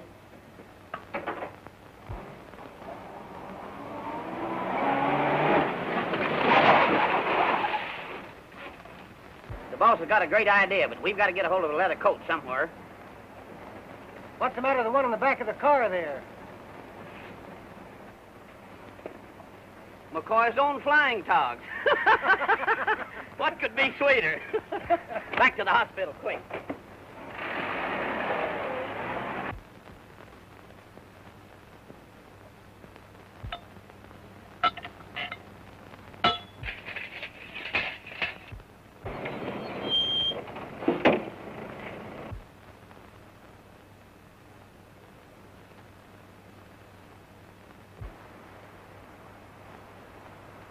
Just a minute, big boy. You're going in the wrong direction. Take him out the car at the curb. And don't think I'm kidding. One of these days, I make you eat that pub gun.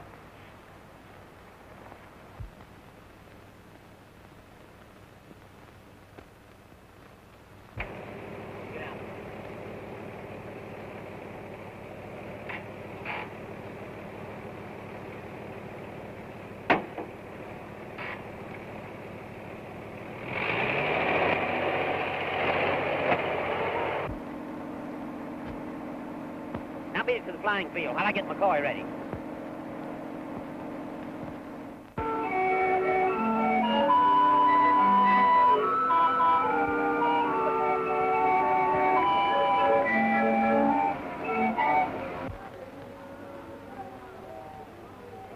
Hi, Skipper.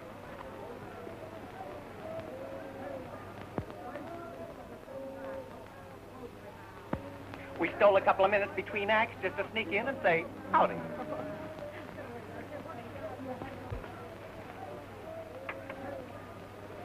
Gee, it's good to have you back with us again, Mr. Gregory. And it's good to be back again, too, Billy. But I'm worried about Craig. Why doesn't he come back? You needn't worry about him, as long as he has that human Derek with him.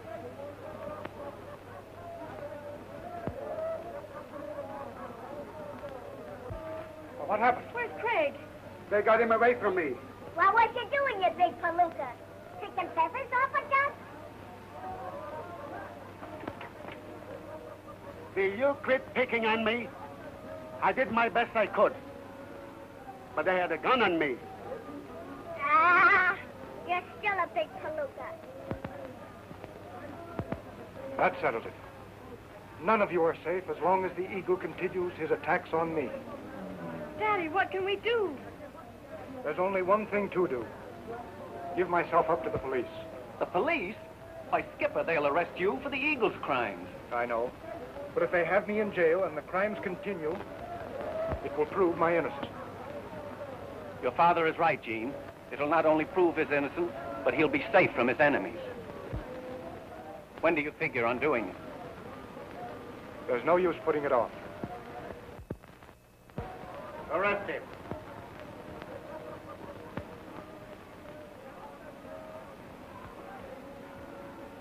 I got a warrant for your arrest, Gregory. You're not so smart.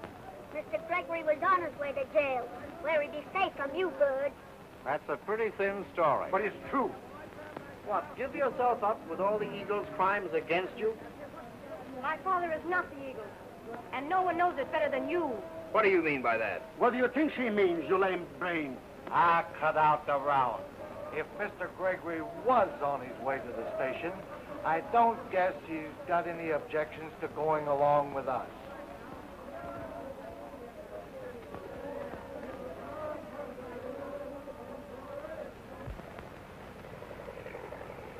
So you think I'm the Eagle, do you? Then how do you explain that skywriting?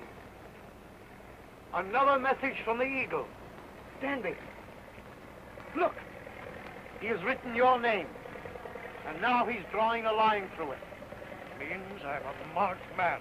And it also proves that Mr. Gregory is not the Eagle. Nothing of the sort. It means that somebody's doing the writing for him. Probably young McCoy.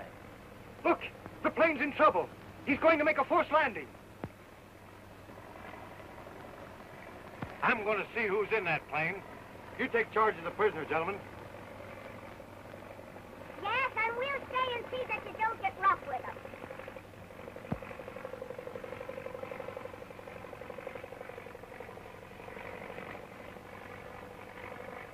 He's making his landing all right. Yeah. Here comes a police car. Everything is working out as figured.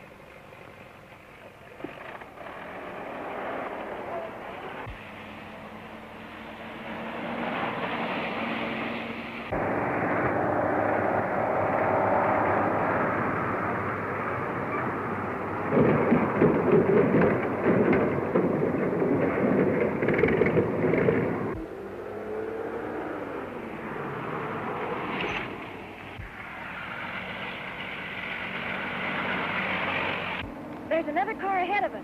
What does it mean?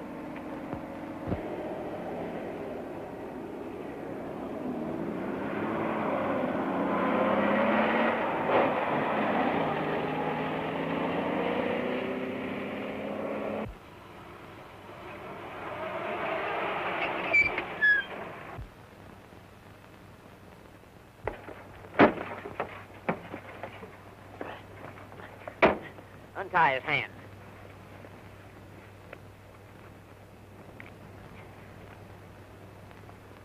Here's something for them to find when they search him.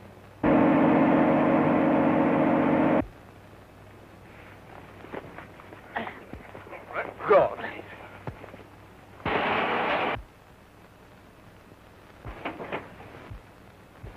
Hold it. Sure was a close call. 10 seconds later, he'd have got away from us. Craig, you, the skywriter. It's not true, Gene. I wasn't in that plane. The whole thing's a frame-up. Keep quiet. How did you two men happen to be on the job this way?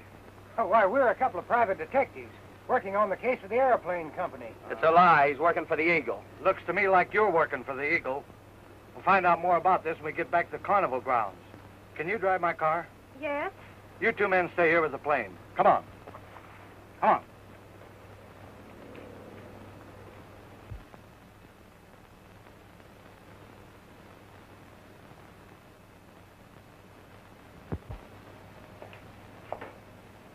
Hello, Mr. Green. I've been looking for you. How did you know I was here? I phoned the office and Mr. Ward told me. I've made some important discoveries.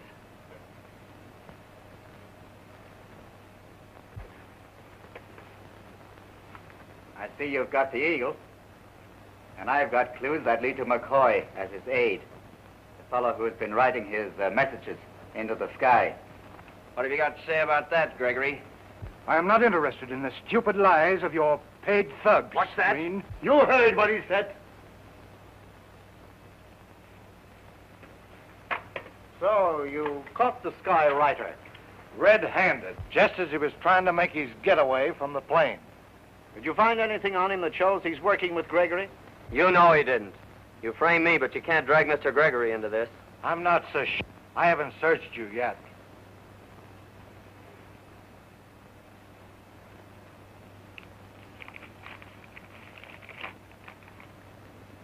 Stand by.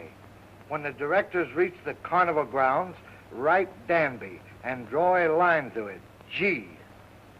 I suppose it's useless to deny writing that. Certainly, it's useless to deny anything. They framed their plot too well.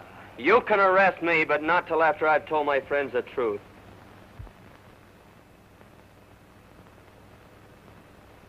The frame-up was perfect.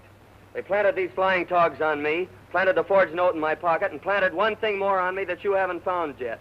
One thing that I can use against you. They planted this. We don't stand a chance, Mr. Gregory. Make a run for it. Make a run for it.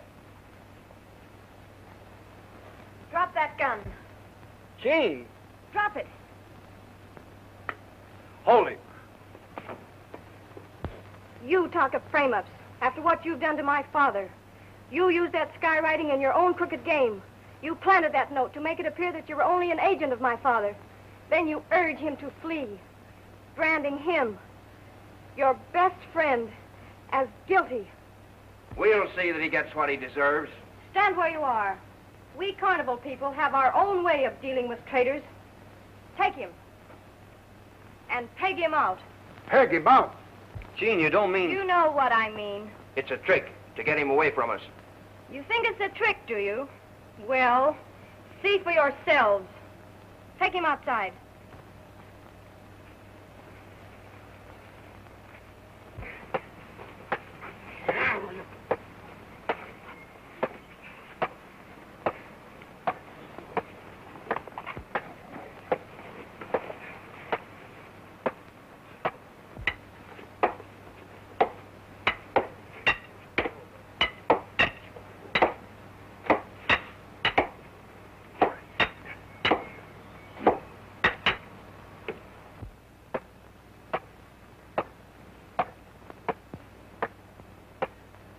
We may be mistaken, Gene. Hadn't we better stop them before it's too late? He's guilty. Let them peg him out.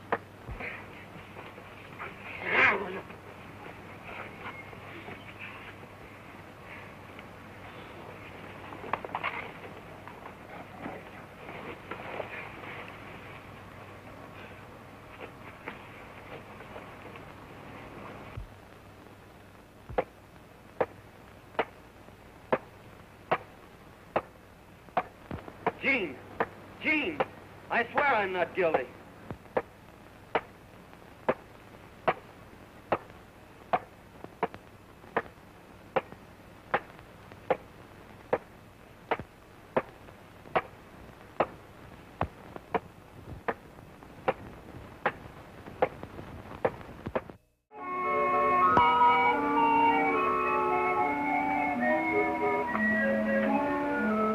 A mysterious criminal who calls himself the Eagle is plotting against the directors of an airplane factory, whom he has tried to frighten with warnings written on the sky in smoke and fire. The directors have reason to suspect that the Eagle is Nathan Gregory, owner of a small carnival show, who has accused them of stealing from him an invention that is worth a fortune. Craig McCoy, stunt flyer with the carnival, is working to clear Gregory, and his actions interfere with the Eagle's plans. Agents of the Eagle, by a clever frame-up, brand Craig as the mysterious skywriter, and Gregory's daughter Jean, believing that Craig has betrayed her father, orders the carnival workers to execute the judgment of the carnival upon him. Take him outside.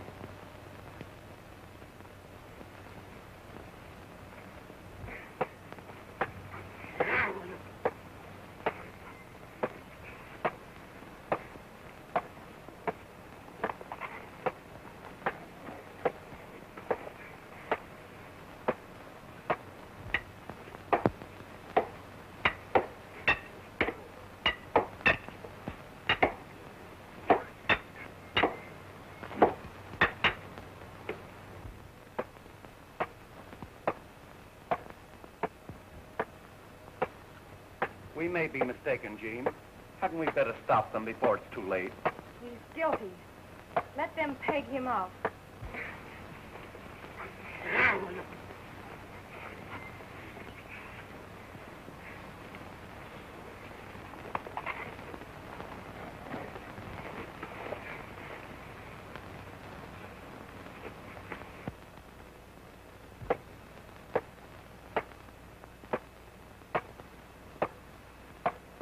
Gene! Gene! I swear I'm not guilty.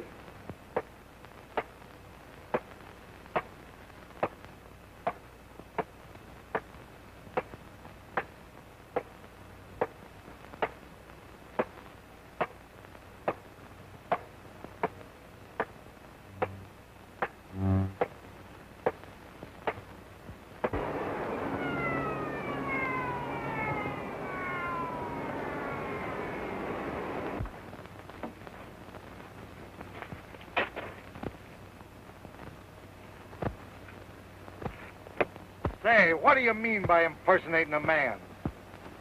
Impersonating? Why, you big flatfoot, I am a man. Yeah? Yeah?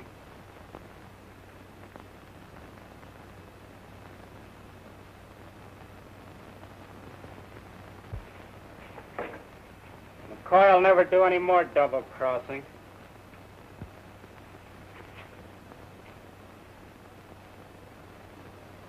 You'd better go.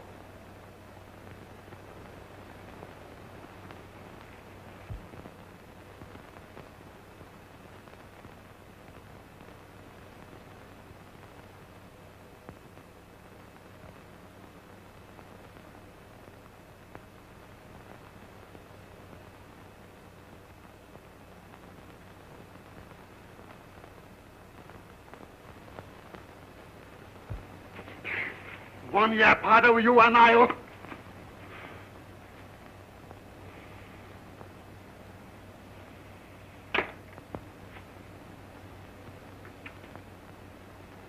Why, McCoy, I thought you were...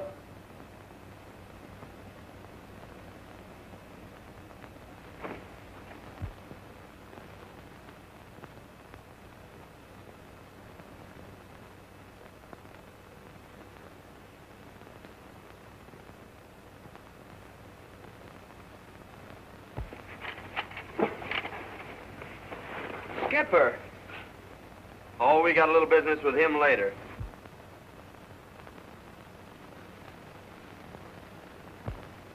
It worked. They're gone. And the cop jumped in his car and went after Billy. I ducked in here. Daddy! That was a clever trick you pulled, Gene. It worked, didn't it? Yes, but it had me scared for a while. I thought it was on the square. Look!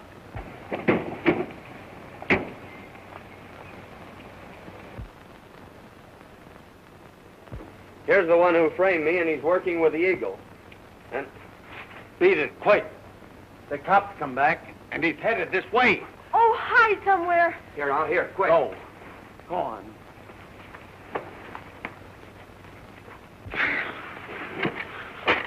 Hey, listen. If that cop comes back in here, you get rid of him or...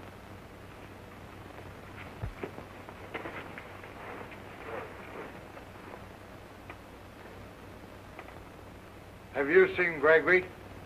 No. Say, what are you hanging around here for?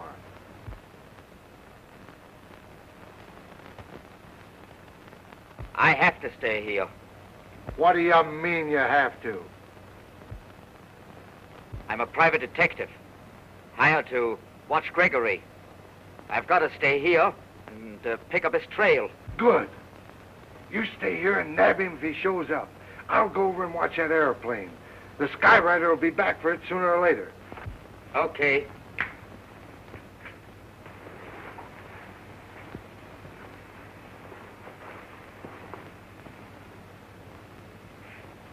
That was good work, Henry.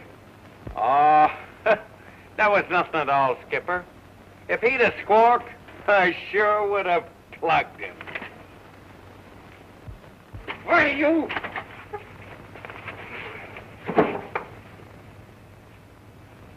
Well, I'm glad you didn't kill him. He's of more value to us alive than dead. He can tell us who the Eagle is. I'm telling nothing. Come on, speak up. Who is the Eagle? I don't know. Come on, Gardner, you can't get away with that bluff. I'll say he can't. No, not that way. Oh, let me break him a little. No, let him go. He'll talk before he gets out of here.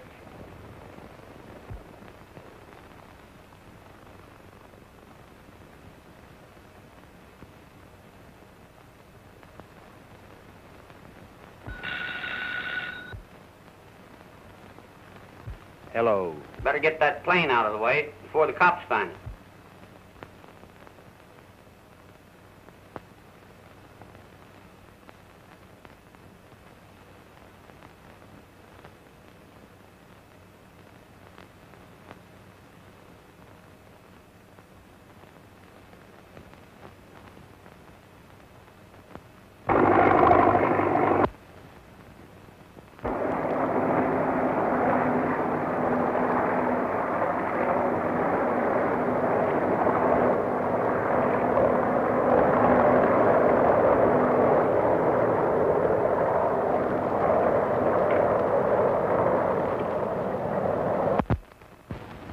Speeding.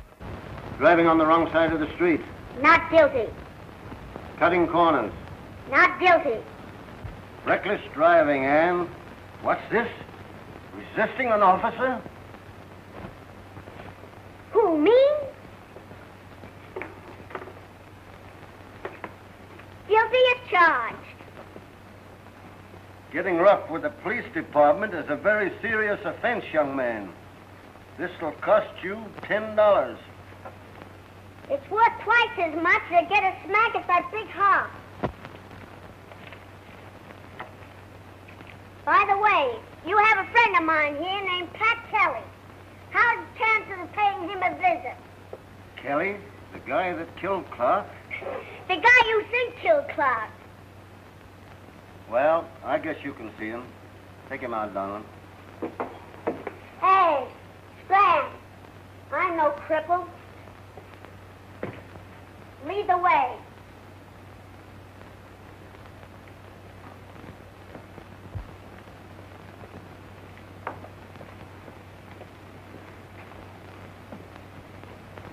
Hello, Kelly. Gee, it's good to see you, big boy. How's everything about the carnival? Everything's okay, and old boy, are you a hero?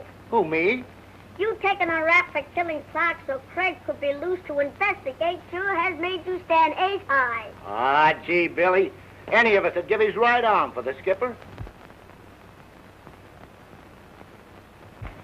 What's the matter, Callahan? You look as if you've seen a ghost. I think I did. Did any of you ever hear of a plane flying without a pilot? Why, the government's experimenting with radio-controlled planes. Radio?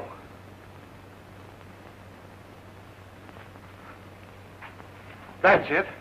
Listen, there were a lot of gadgets in the cockpit. So you think Gardner was in on the killing, do you? Yes, Gardner and two other guys. Who were they? I don't know. I never seen them before. One wore a crushed hat, and the tall guy had on a light cap. That sounds like Moore and Boyle.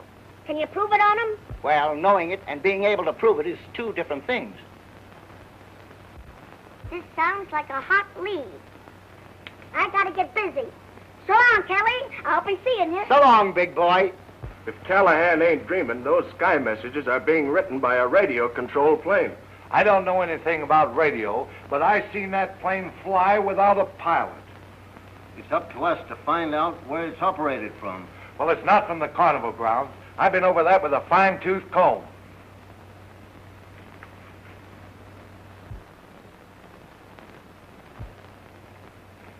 It's no use. We can't get anything out of him. Hello? Yes? This is Billy. I got some big news for you. What? Radio? Moore and Boyle, too, eh? Well, that's great work, Billy. Well, I guess you won't have to talk now unless you want to. Little Billy's found out plenty about your gang. There is one thing you can do for us. Call Moore and Boyle. Wouldn't I be a price sap to do any phoning for you? So you won't do it, huh? Of course I won't do it. Say, I've got a great idea. Listen to this. Wouldn't I be a price sap to do any phoning for you? Of course I won't do it. Perfect. Call him up. Well, I wonder what's keeping Gardner.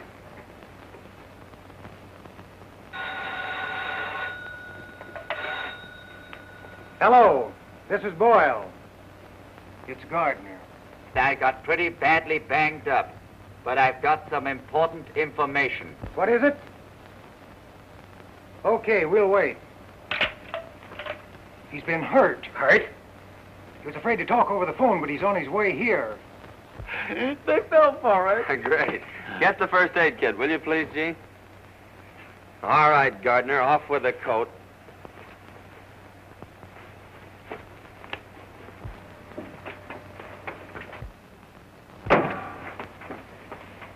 You two birds, wait in there. I want to talk to these fellows alone.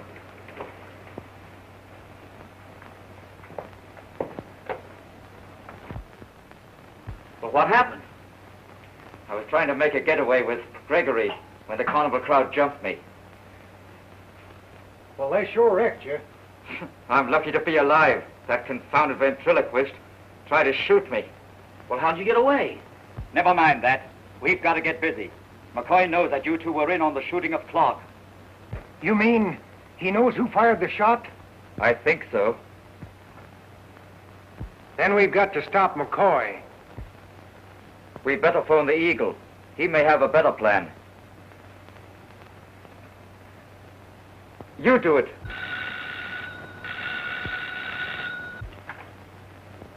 Hello. This is Boyle. Who? Why, it can't be. Never mind, go ahead. I'm a prisoner at the carnival. Gregory is still here. Yeah, I get it.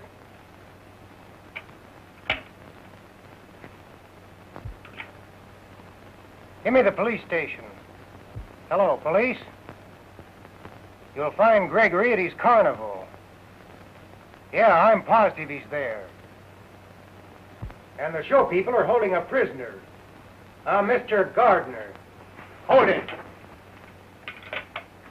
Sit down.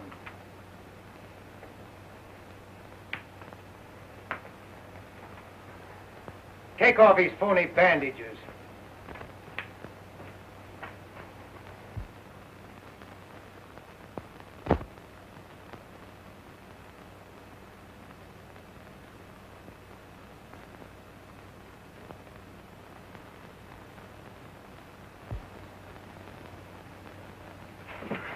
Hold it, Moore. Come on, let's get out of here, Henry.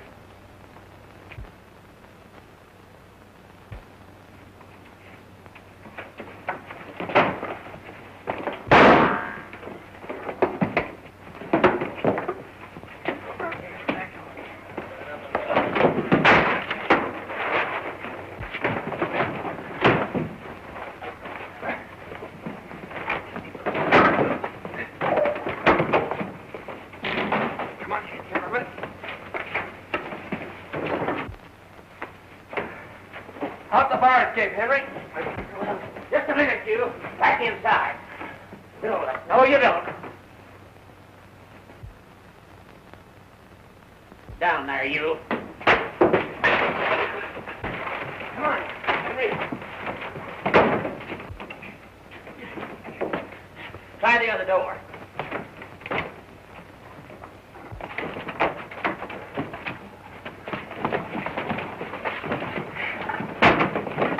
Quick, a chair.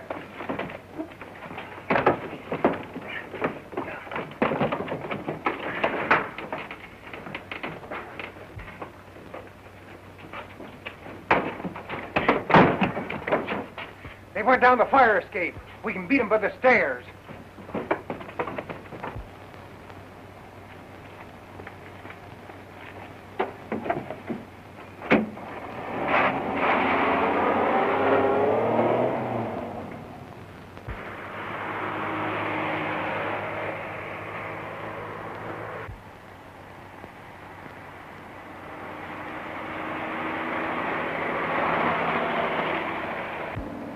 Step on it, Craig. Step on it. We're not gaining on them. Take a shot at their tires.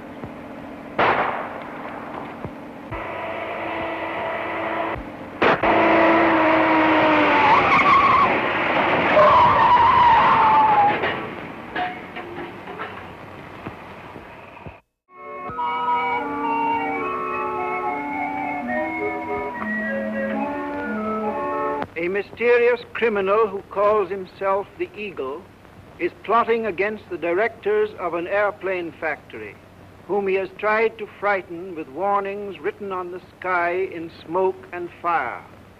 The directors have reason to suspect that the Eagle is Nathan Gregory, owner of a small carnival show, who has accused them of stealing from him an invention that is worth a fortune.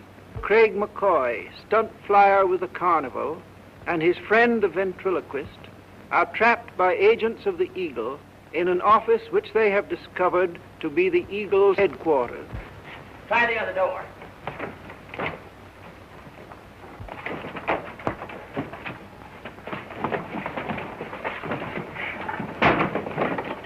chair.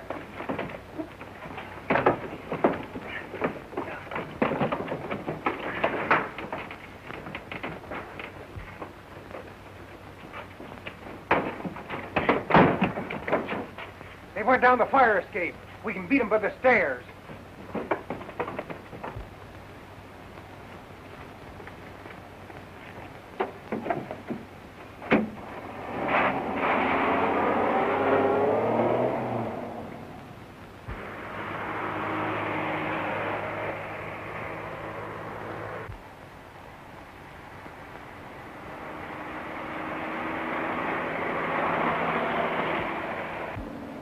Step on it, Craig. Step on it. We're not gaining on them. Take a shot at their tires.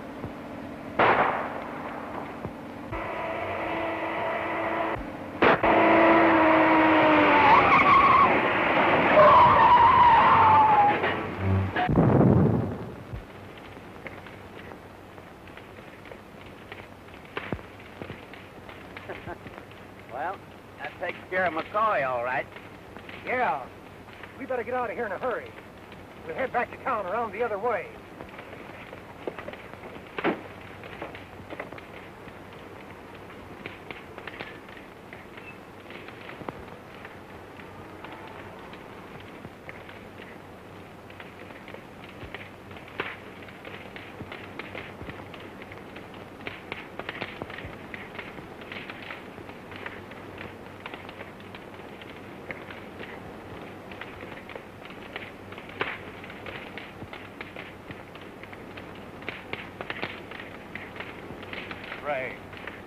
Craig.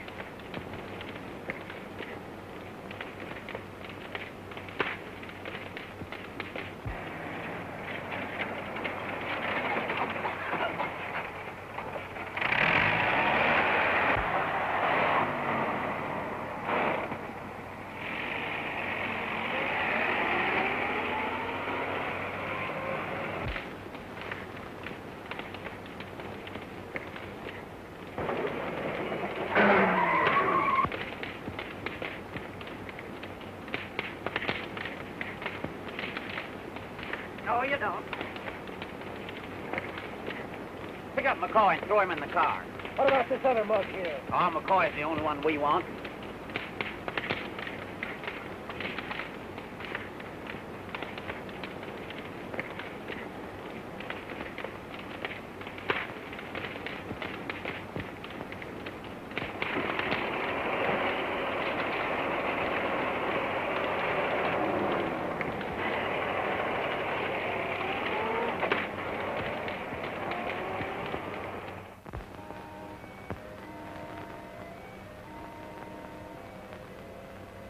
Where's Gregory?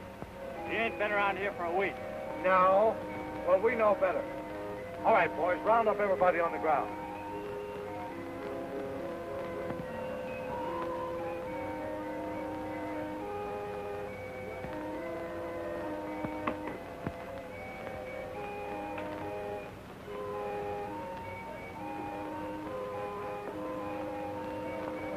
The police. They're after me. Help me, Bob. Sure, I'll help you. But how about the 2 weeks back pay you owe me? Why, you know you're going to get your money when I get it. Well, you're not going to turn me down, are you, Bob? Oh, of course not. I was only kidding, Skipper. Here, get into this. I'll be back in a minute.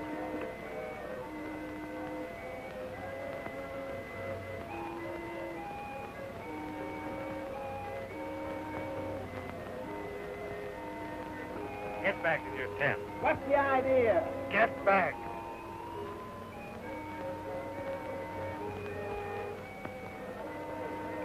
Here, put this on. They'll think you're me.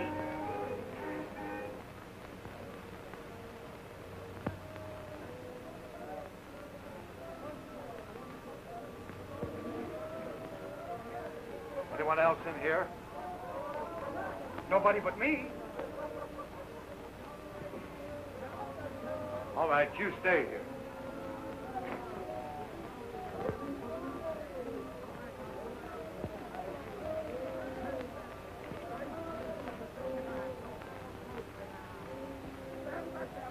Say, what's it worth to you to know where Gregory's hid?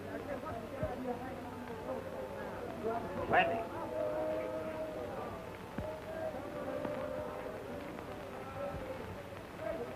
What's that? The cops are after Gregory. Where is he? I don't know. Well, we've got to find him. Craig's been kidnapped by the Eagles gang. Let's go.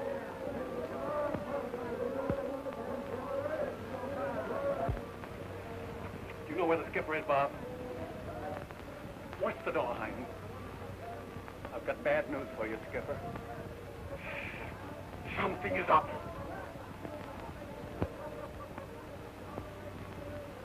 Gardner is loose, and he's heading this way with Bob and a cop. Bob? That means he sold me out.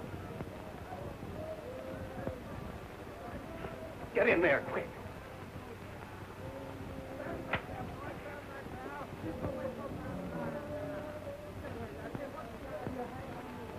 That's Gregory. My outfit.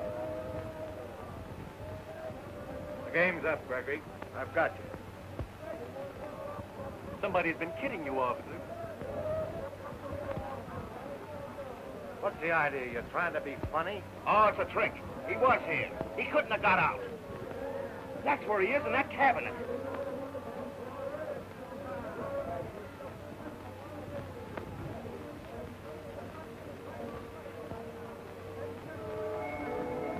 Hey, listen. Are you trying to stall me while Gregory gets away? Oh, wait a minute. Can't you see it's a trick cabinet? Gregory is at the back of it.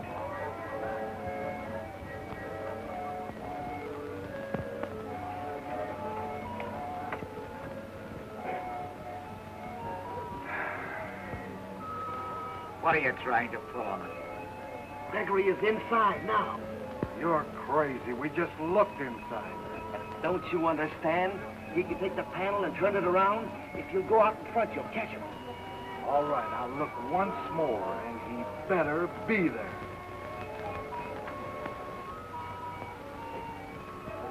Well, he ain't. He ain't there. How'd I pinch you for interfering with the law? But listen, officer, I want to tell you. So you tried to sell out the skipper, did you? You little rat. That's enough. Let's forget it. Henry, what was the bad news you had? The Eagles bunch have kidnapped Craig. What happened?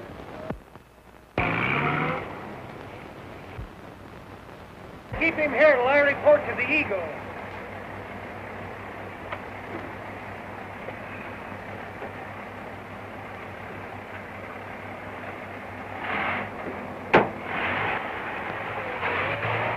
We can't leave Craig in their hands. We've got to find him. No, not that way, Skipper. You'll run slap into the cops.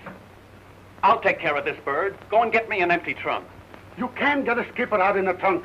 The cops ain't that dumb. Listen, Mug, I'll furnish the brains. You furnish the beef.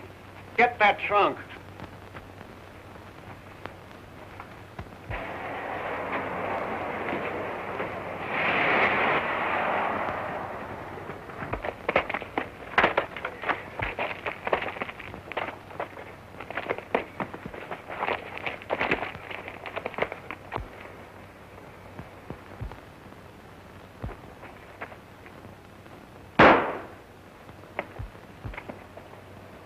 Give me that gun. You fellas get up there and head him out on that runway, and I'll get him at the other end.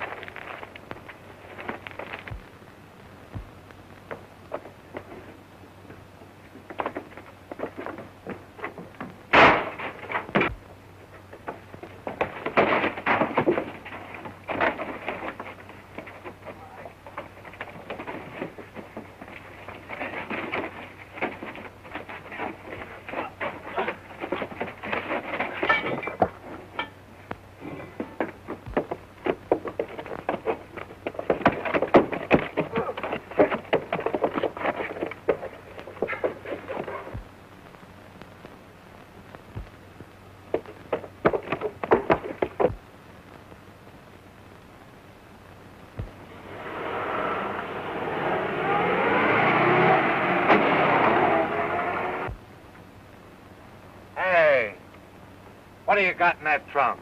Nothing. Let's see.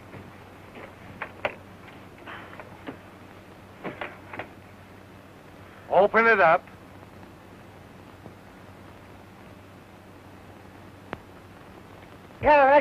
Shut up, you mug. Come on, get it.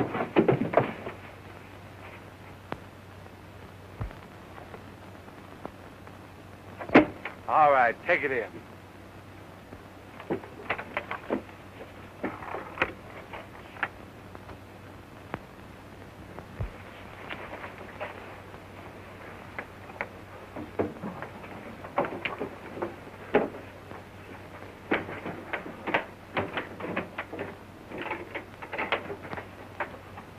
But I won't be able to breathe when you shut the lid. Get on in. It's got a couple of holes in it.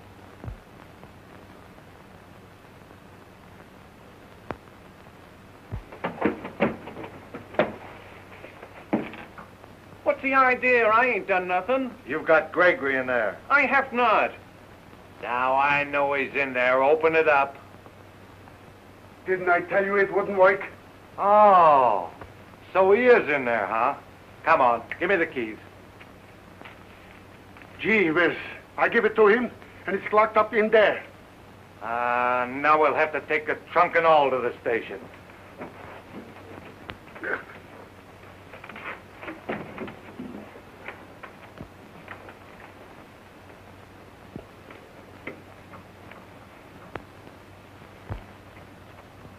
Hey, come on, boys. We got him. Come on.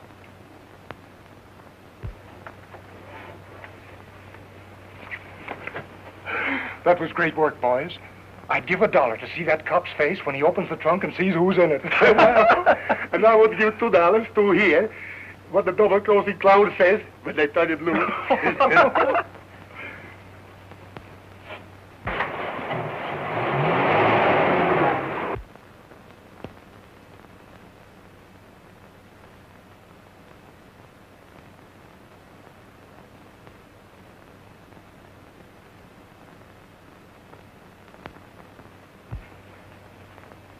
Well, hello. Major Evans? This is Gregory speaking. No, not the Eagle, Gregory. I have something of the utmost importance to discuss with you and your directors. If you will remain at the factory, I'll be there as soon as possible. Daddy, you're not going to the airplane factory.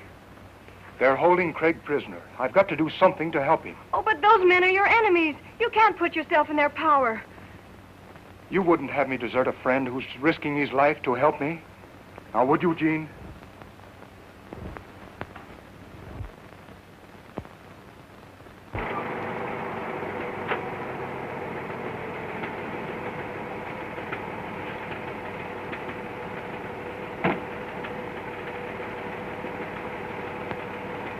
Say, it's funny that we don't hear from...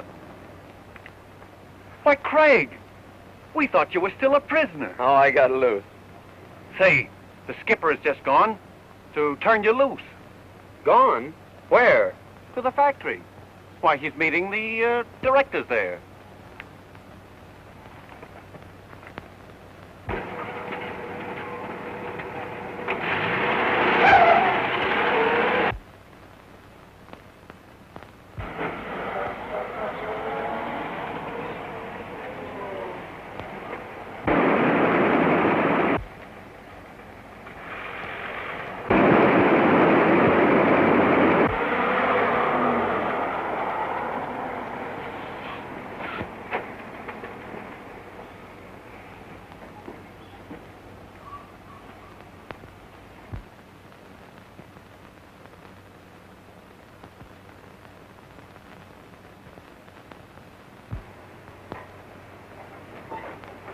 Oh. Won't you sit down? You're holding Craig McCoy prisoner. I've come to make a deal for his release. What sort of deal, Gregory? You've built this business on the invention you stole from me. Let McCoy go, and I'll sign over all my rights to the invention. Do you really mean to say that you had such an invention? Certainly I did. Then it's you who've been threatening us. No, I've never threatened you. That's just a charge you've trumped up against me. because you robbed me and wanted to get rid of me. Oh, that's idiotic.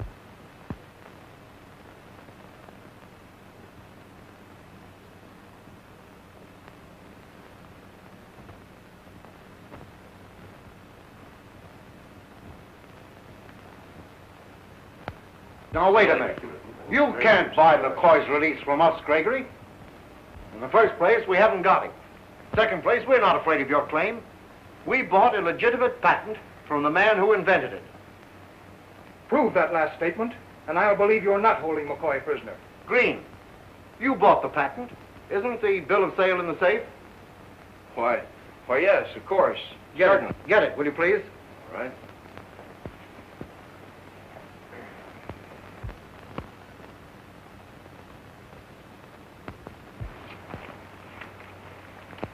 Here it is.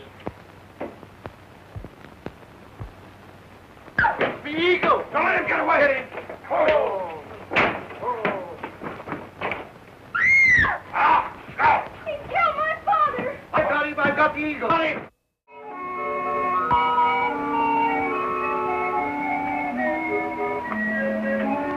A mysterious criminal who calls himself the Eagle is plotting against the directors of an airplane factory, whom he has tried to frighten with warnings written on the sky in smoke and fire. The directors have reason to suspect that the Eagle is Nathan Gregory, owner of a small carnival show, who has accused them of stealing from him an invention that is worth a fortune. Craig McCoy, stunt flyer with the carnival, learns that Gregory and his daughter Jean have gone to the factory for a showdown with the directors and follows to protect them. You built this business on the invention you stole from me. Let McCoy go and I'll sign over all my rights to the invention. Do you really mean to say that you had such an invention? Certainly I did. Then it's you who've been threatening us. No, I've never threatened you. That's just a charge you've trumped up against me because you robbed me and wanted to get rid of me. Oh, that's idiotic.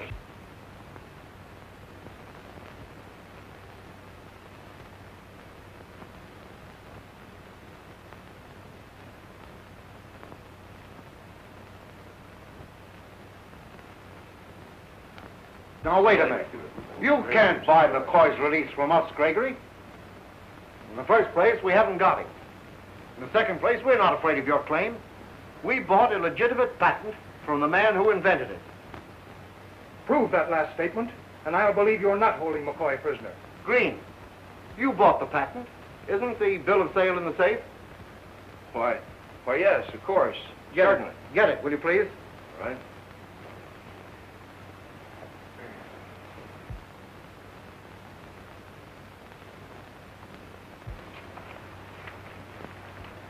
Here it is.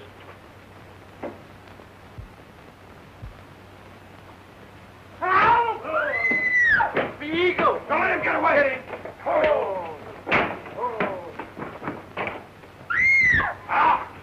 He killed my father! I've got him! I've got him! I've got him! McCoy! So you're the eagle after all. You killed Daddy, the best friend you've ever had. Why, Jean, I didn't... Well, he isn't dead. Get some water, quick! Someone call the police. Let's put him in a chair. Police headquarters. Ward, guard the door. Yes, sir. Police headquarters, send a couple of men to Evans' airplane factory right away. What happened? Who hit me? Craig. Craig? Yes. The man you've treated like your own son. But I can't believe it. Why, Craig wasn't even here. Well, it is true. We caught him here just after the lights went out. It's all clear to me now. McCoy has been trying to blackmail us on the strength of what you told him about your invention. That isn't true, is it, Craig? No, it isn't. One of these men is a blackmailer who is trying to get control of the company by scaring the rest of them into selling their shares. Oh, nonsense. He came here to get that bill of sale and struck you down to get it. Search him, boys.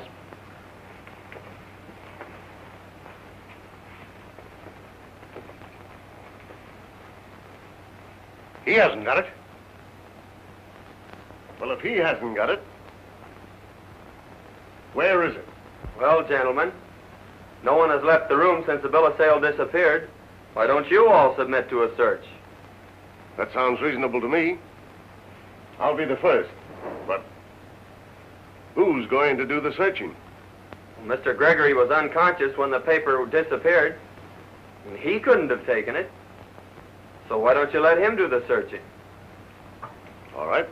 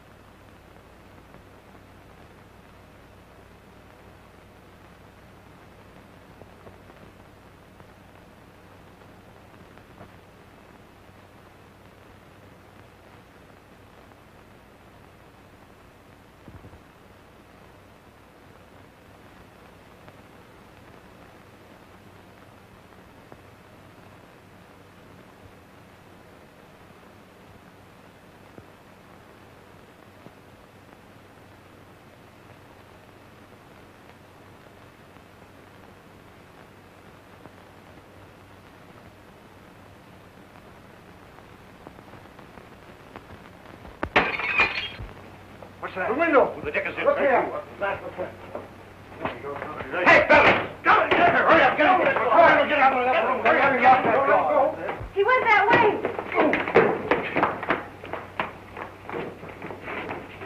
Thanks, Gene. Get the bill of sale. It's in the wastebasket. Wait. Whoever put it in there will be back to get it. Now's our chance to find out who's at the bottom of all this trouble.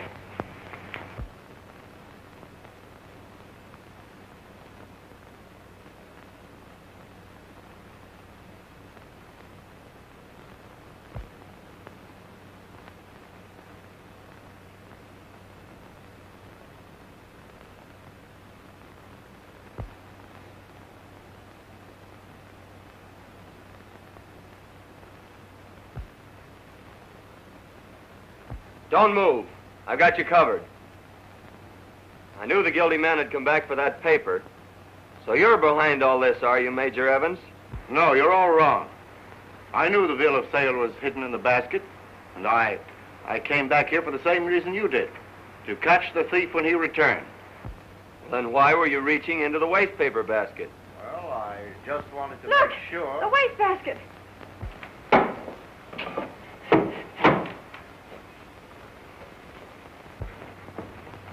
Wait a minute. I know who got it. It was Green. I recognized the ring on his finger. Oh, that clears you. Yes, but they'll never believe it until you get the bill of sale back. The police. I'll have to make a run for it, but I have a plan to get that bill of sale back. Now listen. This gives us two chances. If the first one fails, I'll be there to make my play, and we're bound to win. Get your father in the car and get the motor running. I'll be there.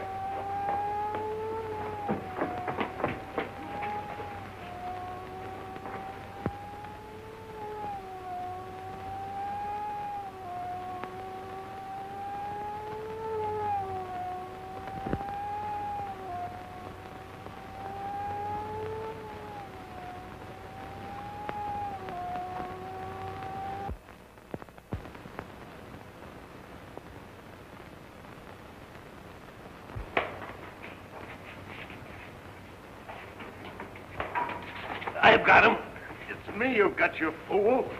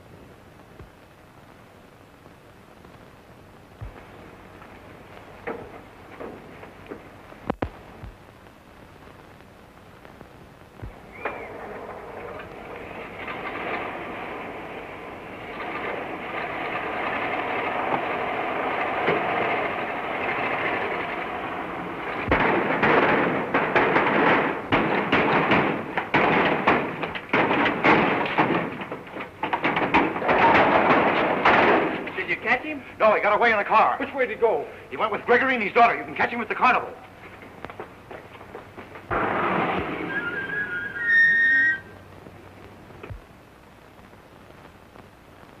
No lights.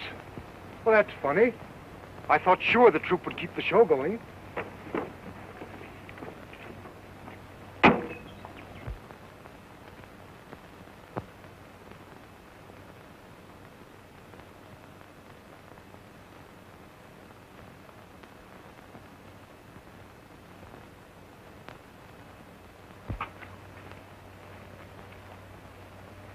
Well, what's the matter? Why isn't the show going on? The show's closed, Skipper. This measly double-crosser has clapped an attachment on it. For the 2 weeks pay you owe him. Mr. Gregory? Yes.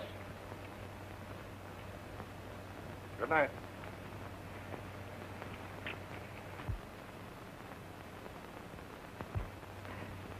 You rat. Hey, Sheriff. You forgot your hat. Give it to me. Wise guy.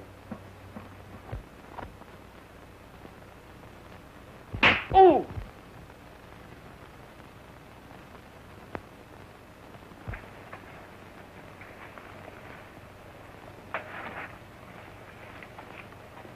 Never mind, Daddy. We'll get the show back somehow. But it's all I had. No, it isn't, Mr. Gregory. You're still the inventor of an airplane attachment that's making a fortune. Yes. For the directors of the Evans Airplane Company. Yes, but Major Evans is on our side now. What good does that do? Plenty. Green turned off those lights and snatched that bill of sale away from you because it's a forgery. And I'm going to prove that to Major Evans.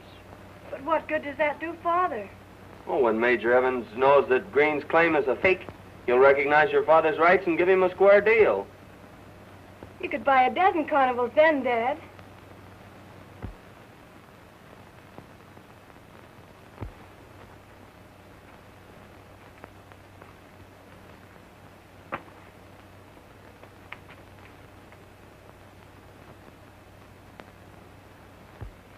I'm leaving in a minute to go after that bill of sale. And I think with your help, we can get it. You can always count on me, brother. Sure. Well, now, here's what we'll do. Well, Skipper, I think our troubles are about over. Come on, Henry.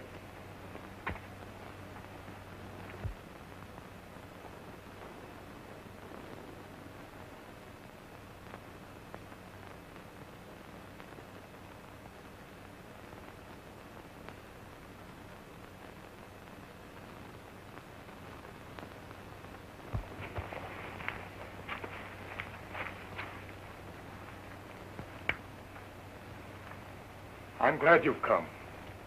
I'm tired of running from the law. The directors have withdrawn their charges against you, Gregory. It's Craig McCoy we want. He's not here. Okay, but he's on his way here, and we'll wait till he comes.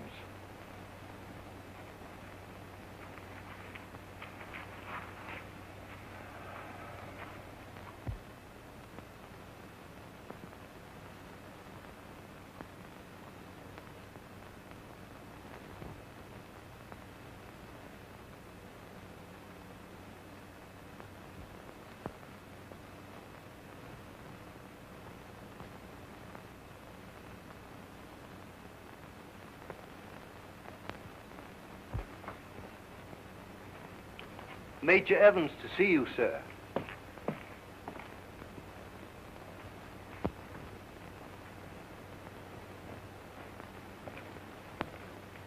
Have you got the bill of sale, Green?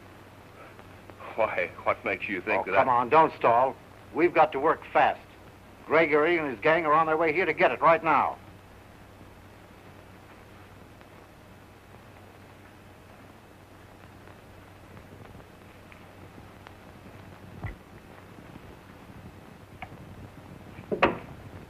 We'd be crazy to take that out of there.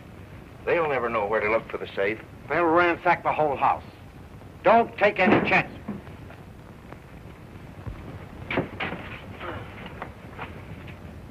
McCoy. Housebreaking, huh? Phone the police, Major.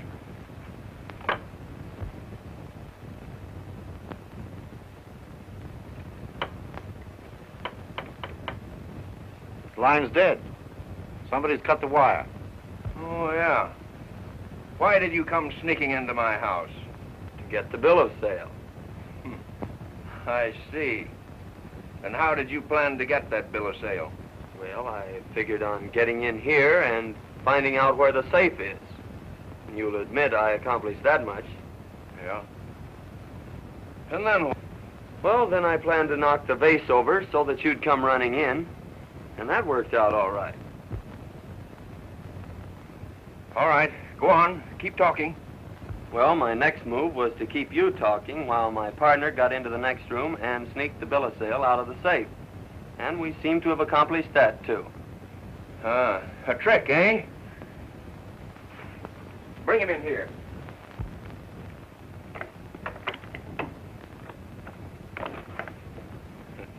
You sure had me worried with that cock and bull story. Well, if you think that bill of sale is in the safe now, you still have something to worry about.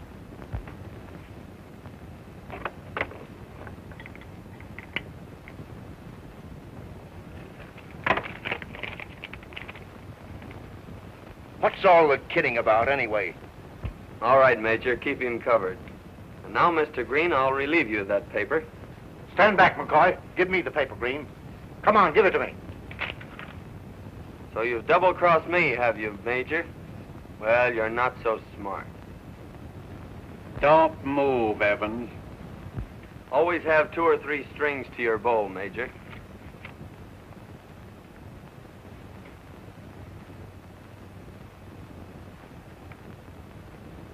You're a fool. We're in a fine jam now.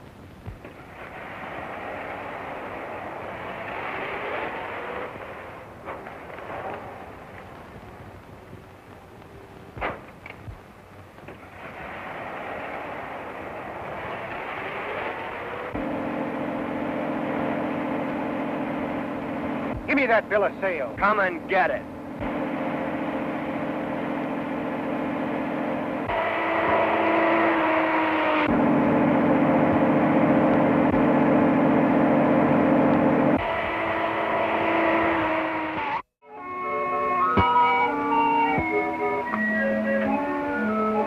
A mysterious criminal who calls himself the Eagle is plotting against the directors of an airplane factory whom he has tried to frighten with warnings written on the sky in smoke and fire.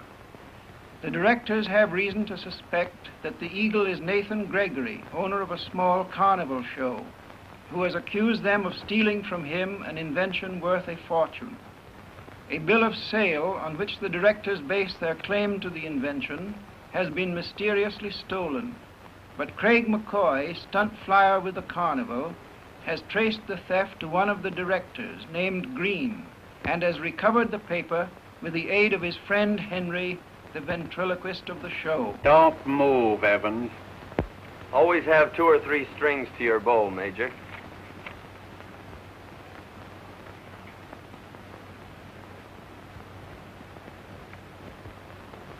You're a fool. We're in a fine jam now.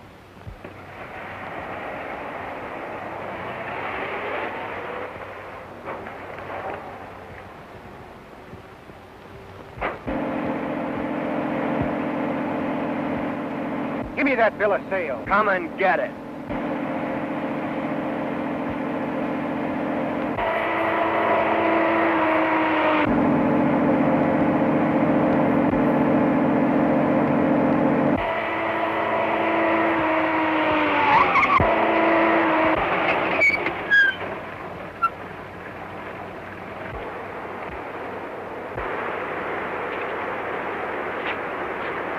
Back to the car, McCoy. Well, we got him, boss.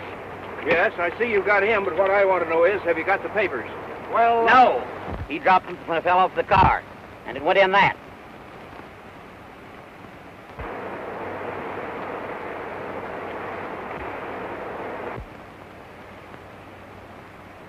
Are you sure of that? Absolutely. I saw it go down. A fine mess you've made of things. If you'd followed my instructions, he'd never gotten into the house, let alone getting the bill of sale. So you're the Eagle, are you, Green? What do you mean by that, McCoy? I know these two men are working for the Eagle, and now I see it's you they're taking orders from. Yeah, well, you can think what you like. It won't do you any good. You're going where you won't have a chance to talk. Throw him in the car.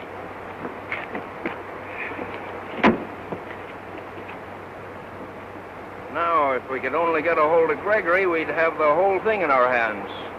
Well, that's very simple. We'll make McCoy phone Gregory to come up to the office. That's a good idea. Get back to town. Come on, get going, you. All right. Don't tip my hand. Get going, I said.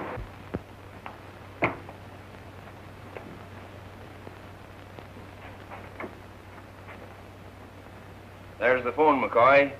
Call Gregory and tell him to come down here. You're wasting your time, Green. I'll never do that. I'm not fooling with you, McCoy. I'll give you just 3 seconds to phone. And after you've shot me, who'll telephone Gregory?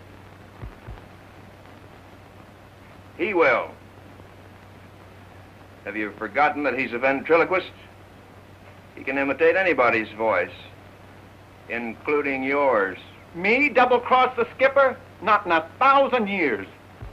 One of you two birds is going to phone Gregory, and I don't care which.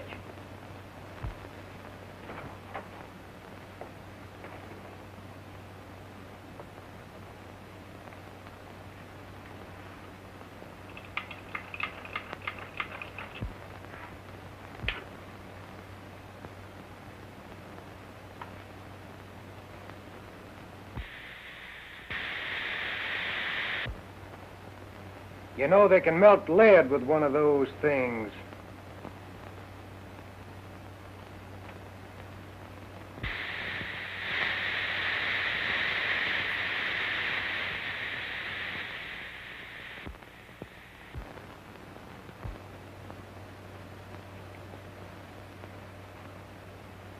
Wait. Leave him out of this. I'll do what you want. I thought you would. I tell you, Gene, something must have happened to Craig. He can take care of himself all right, Dad.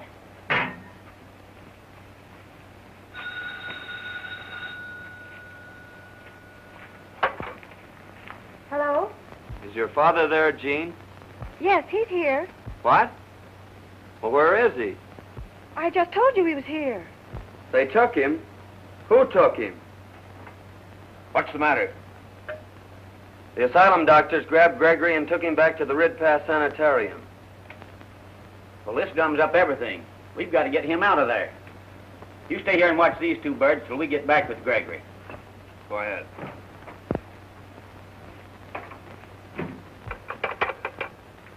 Central, where did that call come from? You must trace it. It's a matter of life and death. Craig wouldn't have acted like that if he wasn't in trouble. We've got to find out where he is and try to help him.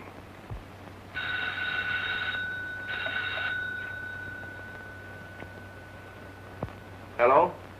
Who's talking? Oh, I didn't recognize your voice. Where are Moore and Boyle? They've gone out to capture Gregory.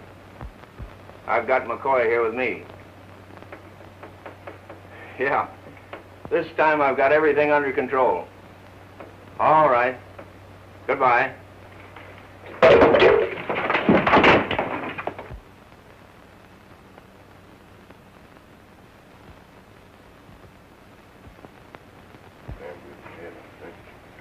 he should be here now.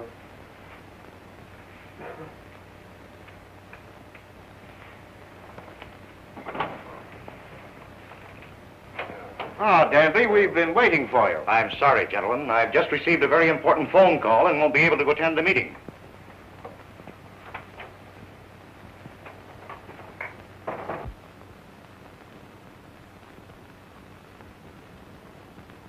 Hello, Rid Pass Sanitarium? Well, those two men that brought Mr. Gregory to you will be back soon asking for him. Good. We want to question those men. Mr. Gregory's test proved him sane. They're crooks. Hold them, will you, please? Thanks, I'll be there. Now, Mr. Green, you're going to tell us the truth about that bill of sale. You can't make me talk. Don't you think you'd better talk? I told you the truth last night. Danby and I bought the rights from a mechanic named Kelly. Frederick P. Kelly. Can you produce this Kelly to back up your statement? I don't know where he is. But I know where he is. He's in jail for murdering Clark. Great, that simplifies everything. Phone Gregory and tell him to meet you and Green at the police station, and I'll get Moore and Boyle. We'll have a final showdown. Go on, get back. We've convinced Gregory that we're the rightful owners of the invention. I'm not so sure of that. You know, Gregory was here when the bill of sale was stolen. Has it ever occurred to you that Gregory might have taken it to destroy our proof of rightful ownership? Nonsense. We've heard the last of Gregory. The last of Gregory? Look!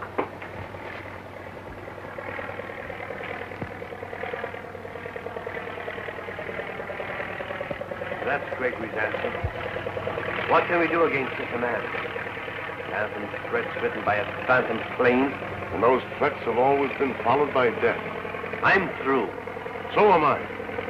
Why, are you cowards? Quitters? I'm going to carry on this fight if I have to do it all by myself. Go ahead. I'm getting out of here. All right. I'll take over your shares in this company if you're willing to let them go at my price. What do you mean? Your price? We're going to police headquarters, and don't try any monkey business on the way. I'll have a gun in my pocket covering you. Come on.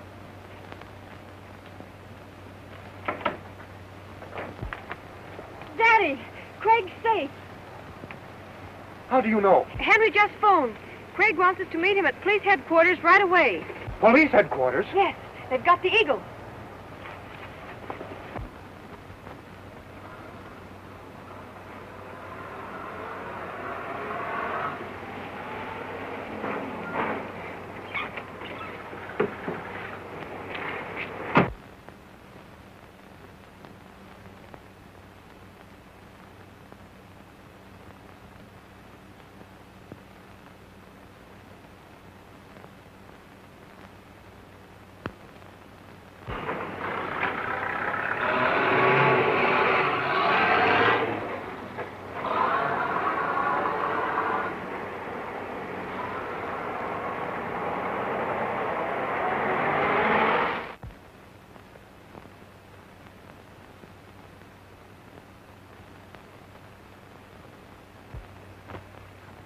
We hear you got Gregory back again. Gregory? Oh, yes. You're the gentleman who brought him here. If you'll wait just a moment, I'll let you see him.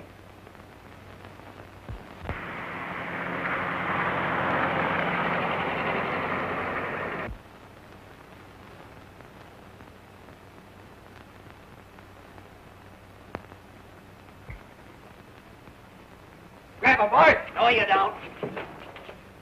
Line up against that wall.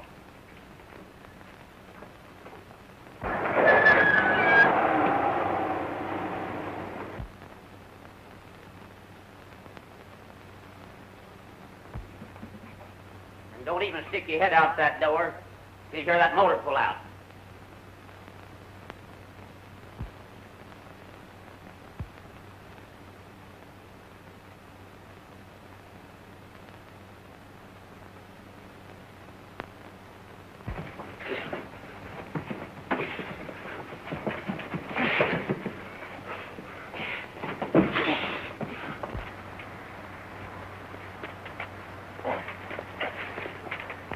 We'd better take him along. Never mind him. We got to run for it.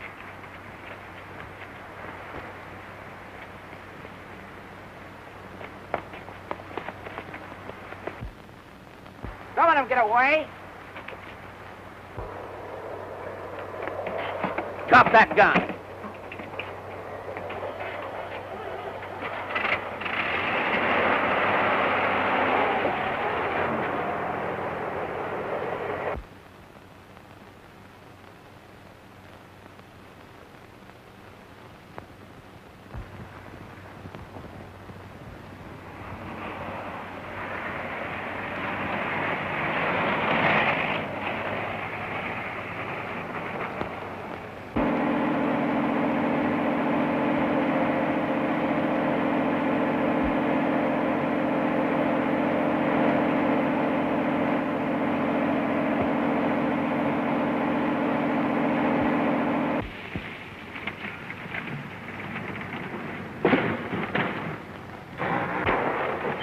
in the front seat, Moore.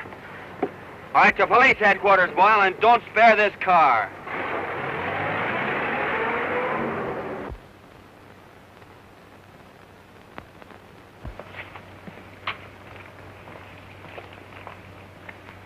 Where's Craig? He'll be along pretty soon. What's this all about, Henry? This is the Eagle. The Eagle? We want to talk to Pat Kelly, and in the presence of witnesses. Well, I don't think there's any objection to that. Donlin? Go with him.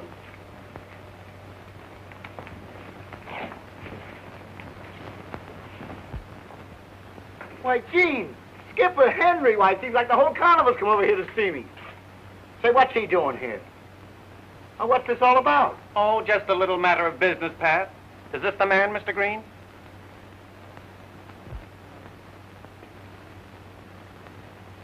Yes. That's the man who sold me the invention. Well, what are you saying? That Kelly, my old friend, stole my invention? I can't believe it. Well, it's a lie. I don't know anything about it. Kelly, you know you signed the bill of sale for the plans. Well, where is this bill of sale you're talking about? Show me my signature. I told you he was lying. He hasn't got anything to back it up. Oh, Skipper, why should I steal your plans? You've always been my best friend. Pat, are you sure you're telling the truth? My father's whole future depends on what you tell now, Pat. All right. I'll tell everything I know. I did sell the plans to Green. But there was another man who knew about it. And he's been trying to cash in on it. Who was it, Kelly? Speak up, Pat. You've got to tell us.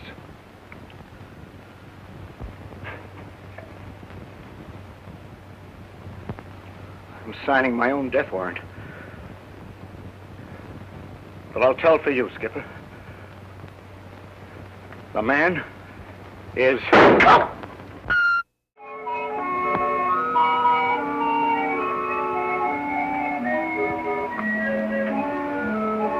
A mysterious criminal who calls himself the Eagle is plotting against the directors of an airplane factory, whom he has tried to frighten with warnings written on the sky in smoke and fire. The directors have reason to suspect that the Eagle is Nathan Gregory, owner of a small carnival show, who has accused them of stealing from him an invention that is worth a fortune. Craig McCoy, stunt flyer with the carnival, discovers that the patent on which the directors base their claim to the invention was sold to them by a mechanic named Kelly, a former employee of Gregory's, who is now in jail charged with having murdered one of the directors. Gregory's daughter, Jean, pleads the prisoner Kelly to tell the truth and clear her father. Pat, are you sure you're telling the truth? My father's whole future depends on what you tell now, Pat. All right. I'll tell everything I know. I did sell the plans to Green. But there was another man who knew about it. And he's been trying to cash in on it. Who was it, Kelly? Speak up, Pat. You've got to tell us.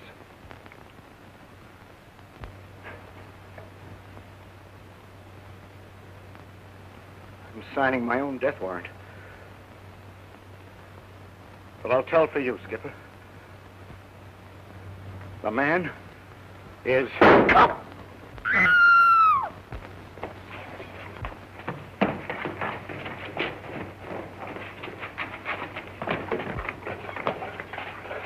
The shot came through that window. You two men get out the back way. Get Jean out of here, quick.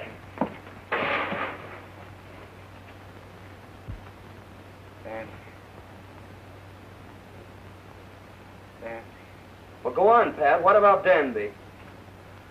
Danby.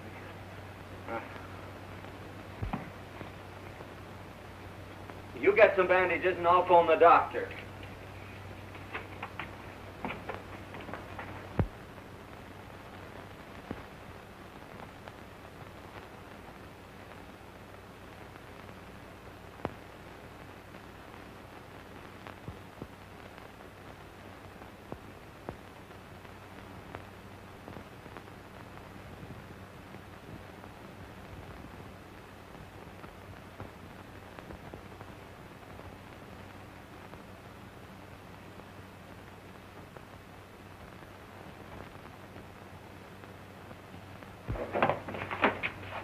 He's gone.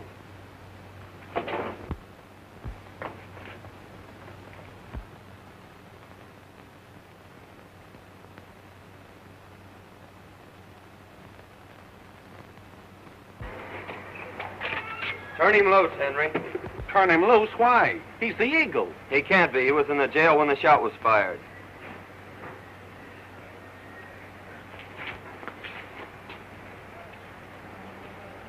Kelly wasn't killed. He's made his getaway. You know, he'll probably head for the carnival grounds. You get out there and hide him. He's still in danger. Yeah, listen. What are you going to do? I'm going to the factory and wring the truth out of Danby. Evans Airplane Factory, quick.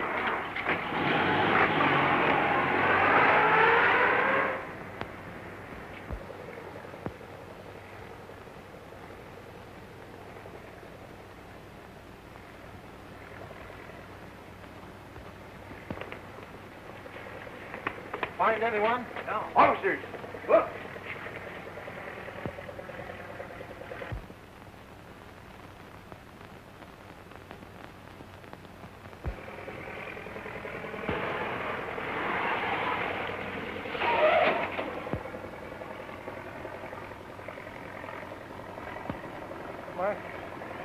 My friend.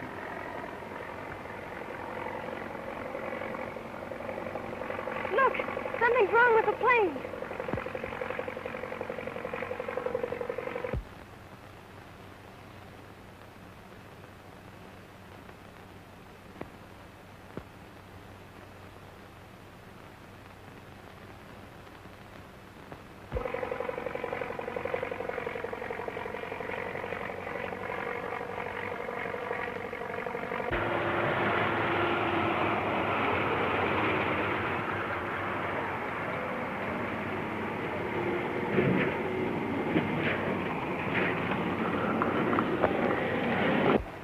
I'm going to try and find that plane.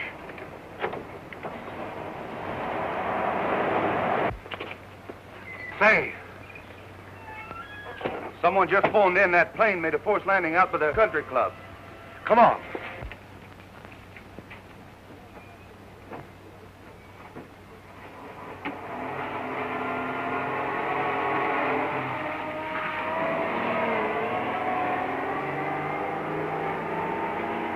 Where's Green? We've got to work fast. You two follow that police car. Okay. Moore, you come with me to the factory. We've got to stop McCoy. Come on.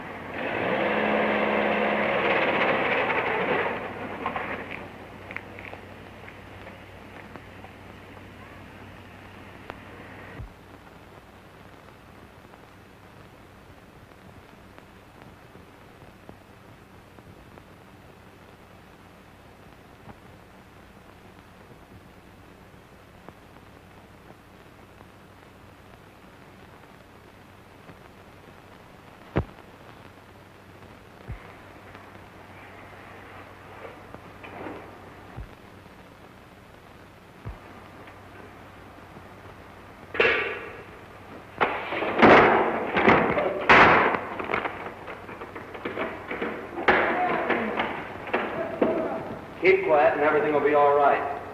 Otherwise, it'll be just too bad for you.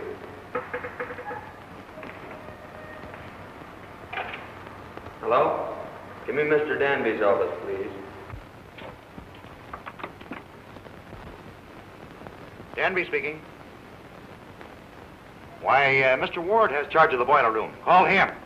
Well, I can't locate Mr. Ward, and something's got to be done quick. All right. I'll come down. Don't you never think of nothing? Don't stand there like a dummy. Get over to the factory and tell Craig what happened.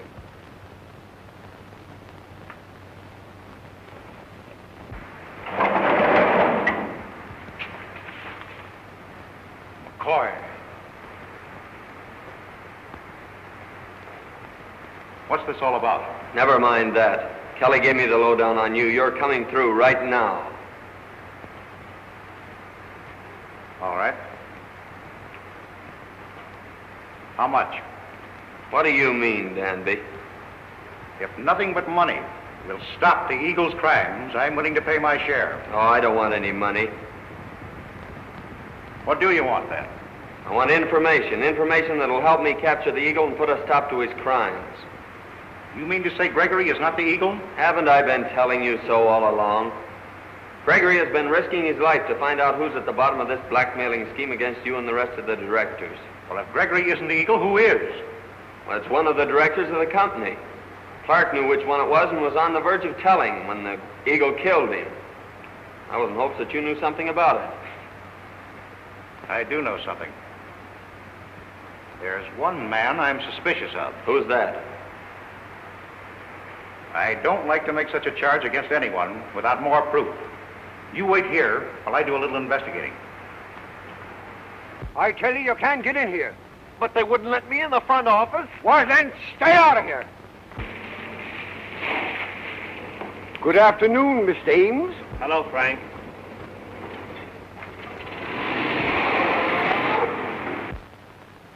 Leave the gate a minute, Frank, and come over here quick. Yes, Mr. Ames. What is it, Mr. Eames? What do you mean, Frank? Why, didn't you call me? Well, you're dreaming this afternoon.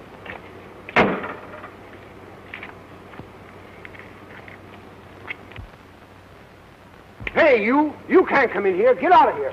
What did I tell you? Come on, come on.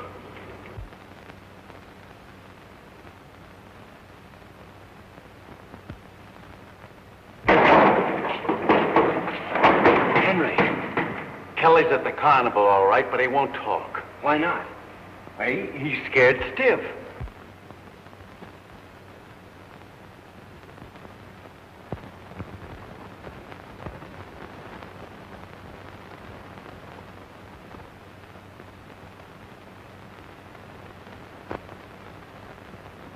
Gene and the skipper haven't shown up at the carnival yet.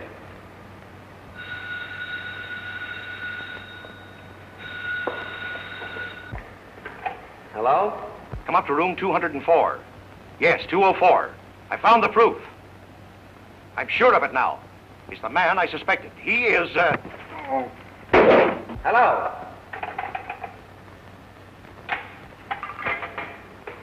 Come on, Henry.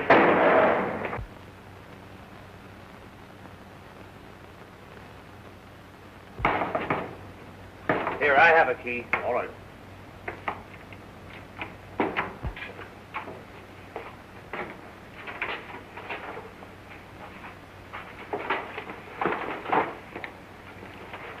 What are you doing here? I just heard the attack on Danby over the phone. He found out who the Eagle is. Whose office is this? This is Mr. Evans' office.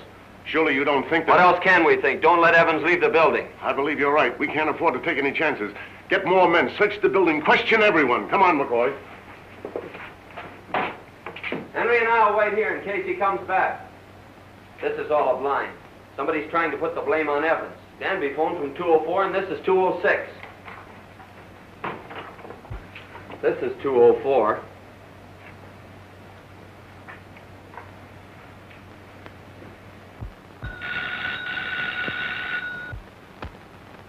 Hello. You better get the plane away quick. The cops are down there now.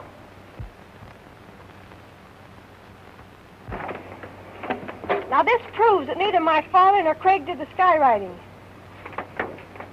It's a radio-controlled plane. Yeah, Gregory and his daughter is there, too. You better act quick. The girl is in the plane now, fooling with the control boards.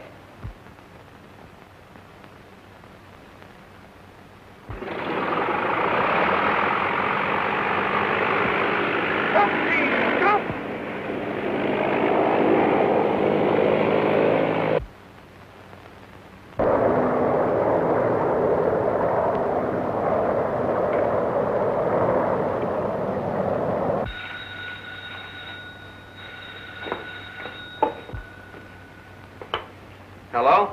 Is Craig McCoy there? This is McCoy. Can you see a plane through the window from where you are, McCoy? Yes, I can see it. That plane contains a friend of yours, Miss Jean Gregory. Oh, yeah? Well, I happen to know that Miss Gregory can't fly a plane. She doesn't have to fly this one. It's controlled by radio. I'm sending it up, McCoy. Up 5,000 feet above your carnival. And then it's coming down in a death plunge, 300 miles an hour. When it hits... Stall him as long as you can. Where's the call in room 206 coming from? From the laboratory on the roof. Thanks. Don't let him get away!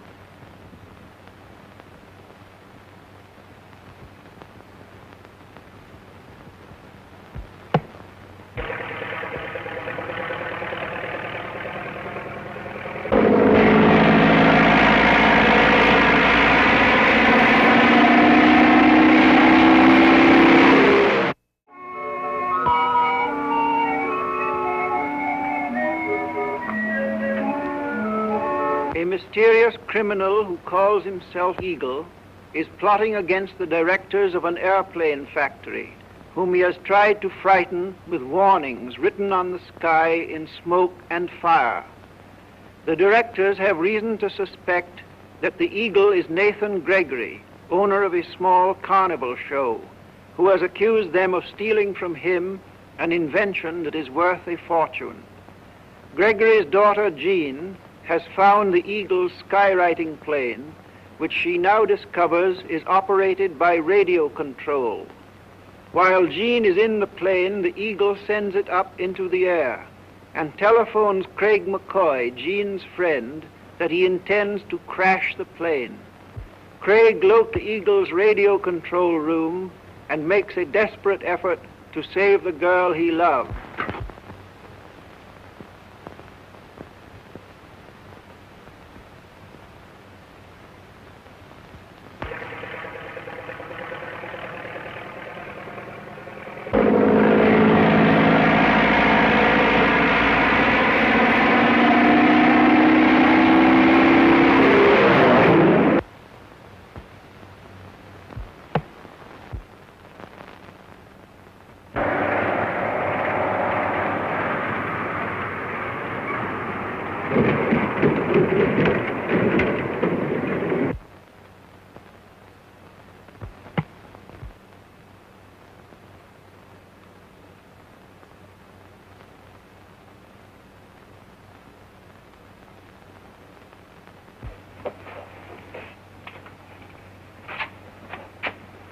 Danby.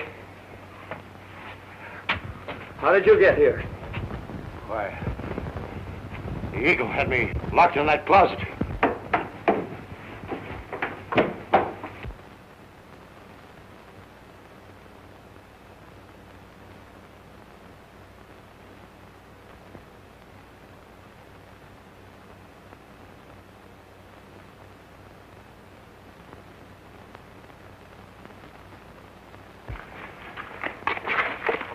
What's happened to Jean? She's safe. I saw the plane land.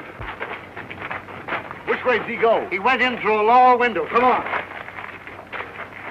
Well, at last we know who the Eagle is. You know what? We know, but what good does that do us now? We can't prove it. We haven't any evidence. Say, who is... Say, I've got it. We can use Kelly. Kelly? Well, he's scared stiff. He won't say a word. Yes, but the Eagle doesn't know that. We can bait a trap for him with Kelly and be there when he walks in. Don't you understand? Listen.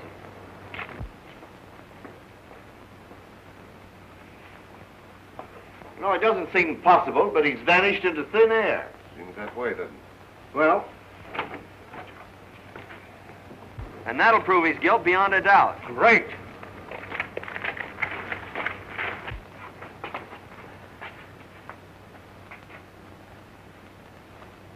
Stop right where you are.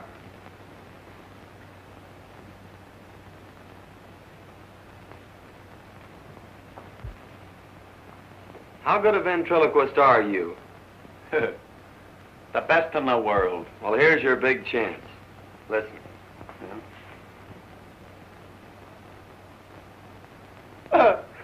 A perfect setup.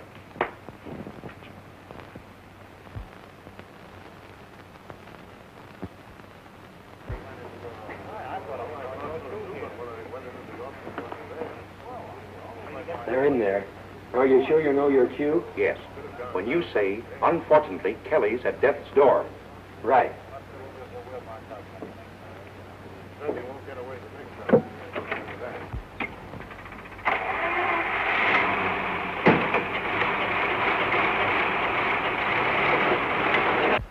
And then the Eagle struck me down from behind. Then you didn't see his face? No. Too bad. We owe Mr. McCoy an apology for thinking that he was in league with this fiend. Oh, that's perfectly all right. Let's forget that and work together to get the Eagle. That's a good idea. You take the lead and we'll follow. And how do you propose to capture the Eagle, Mr. McCoy? I'll admit things look pretty black. But we have one faint hope in Kelly. But Kelly disappeared right after he was shot. He may be dead. No, he made his way to the carnival grounds and fell in a faint in Mr. Gregory's tent. He came to once and started to tell everything, but he relapsed into unconsciousness again in a moment. If the doctors can bring him around, he'll tell us who the Eagle is. But unfortunately, Kelly is at death's door. And there isn't a chance in 1,000 that he'll recover.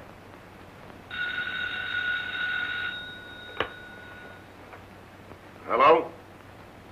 Yes, he's here. It's for you. Hello? Yes? He has? Is he strong enough to talk?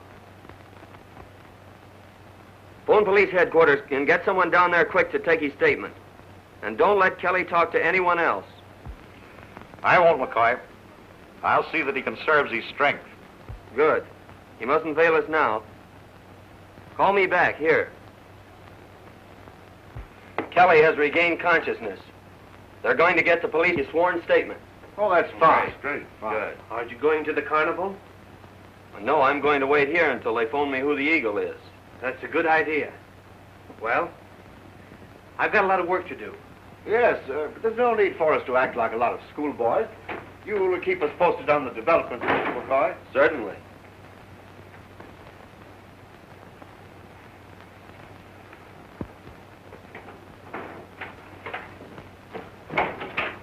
Well, did it work? Perfectly. One of those 4 men is the Eagle. Now, you'll try to get rid of Kelly before he can tell the truth, and I've got to beat him to the carnival. All right, I'll go with you. No, you wait here a few minutes. By then, the guilty man will be gone. You bring the other 3 along to the carnival. We'll need them for witnesses. Fine.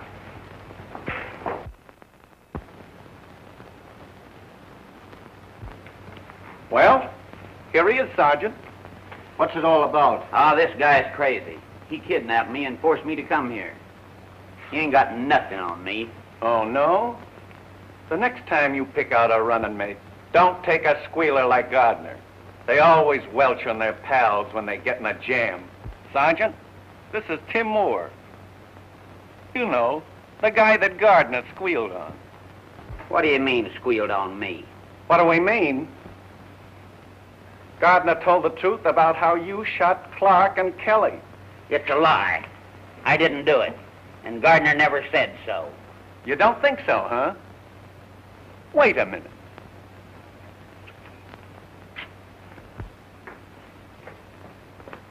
Hey, Gardner, Moore claims that he didn't do the shooting. He lies. I'm not going to take the rap for him. He killed Clark and tried to bump off Kelly. It's a lie. Boyle killed Clark and you shot Kelly, you... Why, Gardner's not in there. Why, you...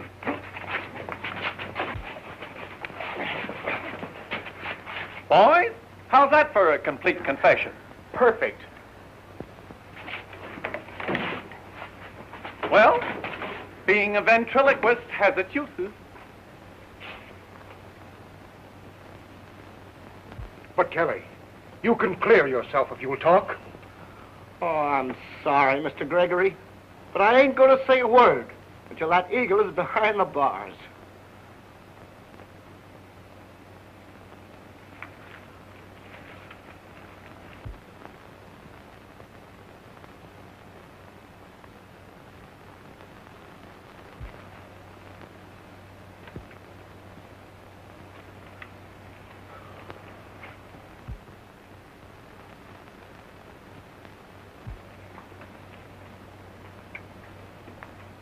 So, you were going to tell them all that you know, were you, Kelly?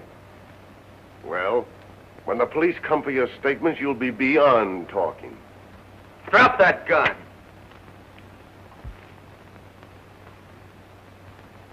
All right, Kelly, come on out.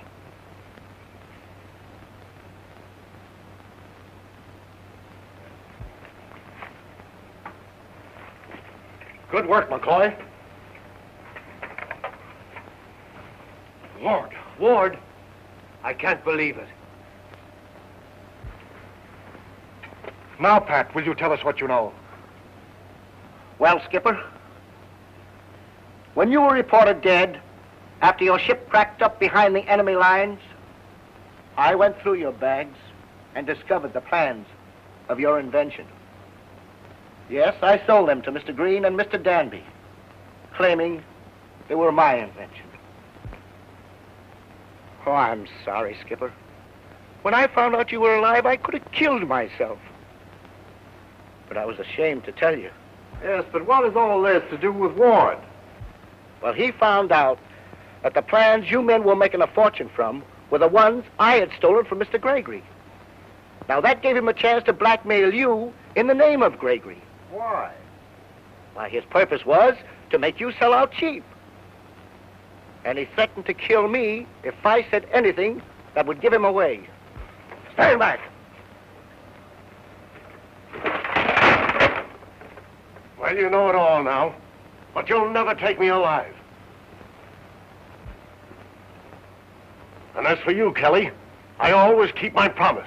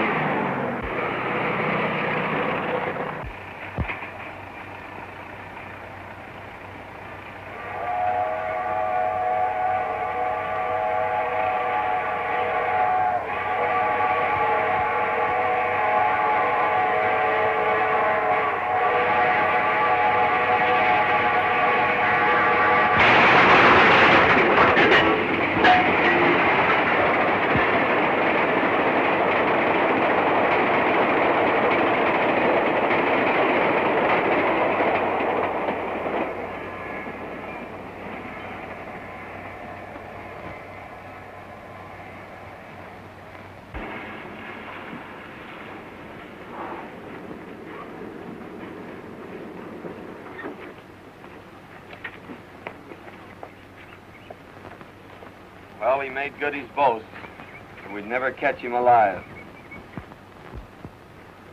Well, Gregory, you have your revenge. I didn't want revenge.